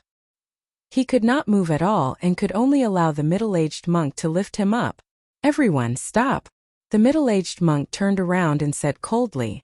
The two great Xia guards and 3 heavenly piercing sex sword cultivators who were chasing behind him stopped in their tracks hurriedly with deep fear in their eyes. This middle-aged monk was way too ruthless. From the moment he attacked until now, all the perfected Jin Dan that stood in his way were dead without a single survivor. This was not a benevolent monk at all. He was more like a fiend who was bloodthirsty. In the blink of an eye, Si Junyu was in the hands of the middle-aged monk. Gu Suqi and Perfected Lord Tianchun had no choice but to give up on killing Perfected Lord Mingzhe for the time being. Instantly, Perfected Lord Mingzhe relaxed and fell from midair in his exhaustion. Thankfully, Ji Yaoshue rushed forward and supported him. The situation in front of him suddenly became delicate. On the side of the Great Xia dynasty, there were still 5 perfected Jindan cultivators and 2 terrifying nascent soul cultivators left. On the side of the Great Zhou dynasty, Ji Yaoshue released the Son of Heaven's imperial air technique. Her spiritual energy was already exhausted, and her combat power was limited. Perfected Lord Mingzhe was covered in injuries and could no longer fight. On the surface, it seemed like the Great Zhou dynasty was at a complete disadvantage. However, the ingenious thing was that Si Junyu had landed in the hands of the middle-aged monk. Suddenly, Perfected Lord Mingzhe and the others understood the middle-aged monk's intentions. If he were to fight them head-on, he wouldn't be a match for 2 nascent soul realm sword cultivators. The only way to break out of this situation and obtain a chance of survival was to capture Luo Junyu alive with the momentum of a thunderbolt and take control of the situation. What a powerful monk! Perfected Lord Mingzhe sighed internally.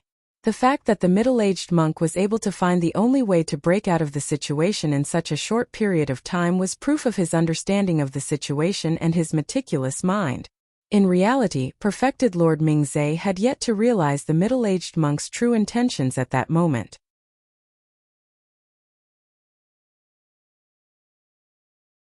By the time he realized it, what he felt was not only shock but fear. How gutsy did the other party have to be to harbor such thoughts? Ji Yaoshue supported Perfected Lord Mingzhe and looked at the middle-aged monk not far away with a slight frown. For some unknown reason, she felt that something was amiss. If the middle-aged monk was only at Jindan realm and they did not know each other, why would he take such a huge risk to save her? Not only did he attack, he did it so decisively as though he was enraged. Si Junyu and the others were targeting her. Where did the middle-aged monk's rage come from? Could this person have a blood feud with the Great Xia dynasty in the past and his attack today was merely a coincidence? Ji Yaoshue could not figure it out. Gu Suqi and Perfected Lord Tianchun glared at the middle-aged monk with cold expressions, as though they wanted to make out something from his face. The middle-aged monk was expressionless and his eyes were indifferent as well. Gu Suqi narrowed his eyes and said coolly, "There's a saying in the Buddhist monasteries that bodhisattvas are benevolent because they lower their heads. Monk, as someone of the Buddhist monasteries, you're way too murderous. There's a saying in the Buddhist monasteries as well that only the wrath of a Vajra can subdue demons." The middle-aged monk's gaze was like a torch. It was truly the descent of a Vajra that could not be looked at directly. Humph! Perfected Lord Tianchun's eyes shone with a chilling killing intent as he said coldly, "Monk, if you dare to harm his life, I'll tear you into pieces and grind your bones to dust." Against Jining Zhenjuan's threat, the middle-aged monk was unmoved and instead exerted even more strength in his grip. Si Junyu's face turned purplish but he could not say anything. Gu Suqi's gaze flickered as he suddenly said, "We won't get anything out of this stalemate. How about we make a deal?" "Oh." The middle-aged monk raised his brows slightly. Gu Suqi said in a deep voice, "Release him and we'll leave immediately." The middle-aged monk pondered for a moment before asking, "How do I know that you guys won't go back on your words?" Perfected Lord Tianchun and Gu Suqi exchanged glances and understood what was going on. A crafty look flashed through their eyes as they replied hurriedly, As Jining Zhenjuan, the two of us value our reputations. We won't go back on our words. When he heard that, perfected Lord Mingzhe was alarmed. In the cruel cultivation world, there was no way a verbal promise as such could be taken seriously, unless it was someone whom one could trust completely. Furthermore, even if Gusuchi and perfected Lord Tianchan went back on their words and killed them, news of this would definitely not spread and their reputations would naturally not be affected at all. Initially, perfected Lord Mingzhe thought that given the middle-aged monk's wisdom, he would definitely be able to see through the dangers involved. However, he had not expected the middle-aged monk to be so tempted. For real.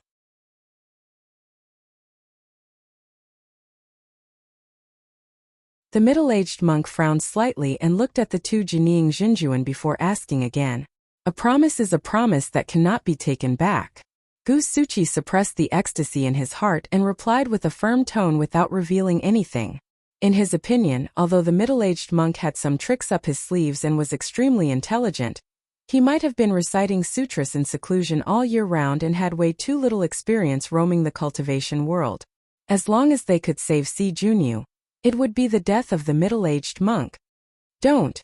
Perfected Lord Mingzhe was anxious and was about to speak when the middle-aged monk nodded. All right, I'll trust you guys. With that, the middle-aged monk carried Si Junyu and walked towards the two Jining Zhenjuan. Instantly, perfected Lord Mingzhe's hopes were dashed. He had already sensed the unconcealable excitement and killing intent in the depths of Gusuchi and perfected Lord Tianchen's eyes. Both of them had fervent gazes, as though they were waiting for the ignorant monk to deliver himself to them with their jaws wide open. Suddenly, Ji Yaoshua's heart skipped a beat and she asked softly, since he wants to release Si Junyu, why is he walking towards Gusuchi and perfected Lord Tianchan? Perfected Lord Mingzhe was stunned. That was right. If he wanted to release Si Junyu, he could have done so easily. Why did he have to walk towards Gusuchi and perfected Lord Tianchan? What is he trying to do? A look of confusion flashed through perfected Lord Mingzhe's eyes. Could it be that you're tuning into the Li Mei's Wuxia Whispers YouTube channel? We're so grateful for your support, and don't forget to subscribe to join us on this incredible journey through captivating stories. Your generosity through donations truly makes a world of difference, as it's the primary source of revenue that allows me to expand and enhance this channel for you. Thank you from the bottom of my heart for being a part of this adventure.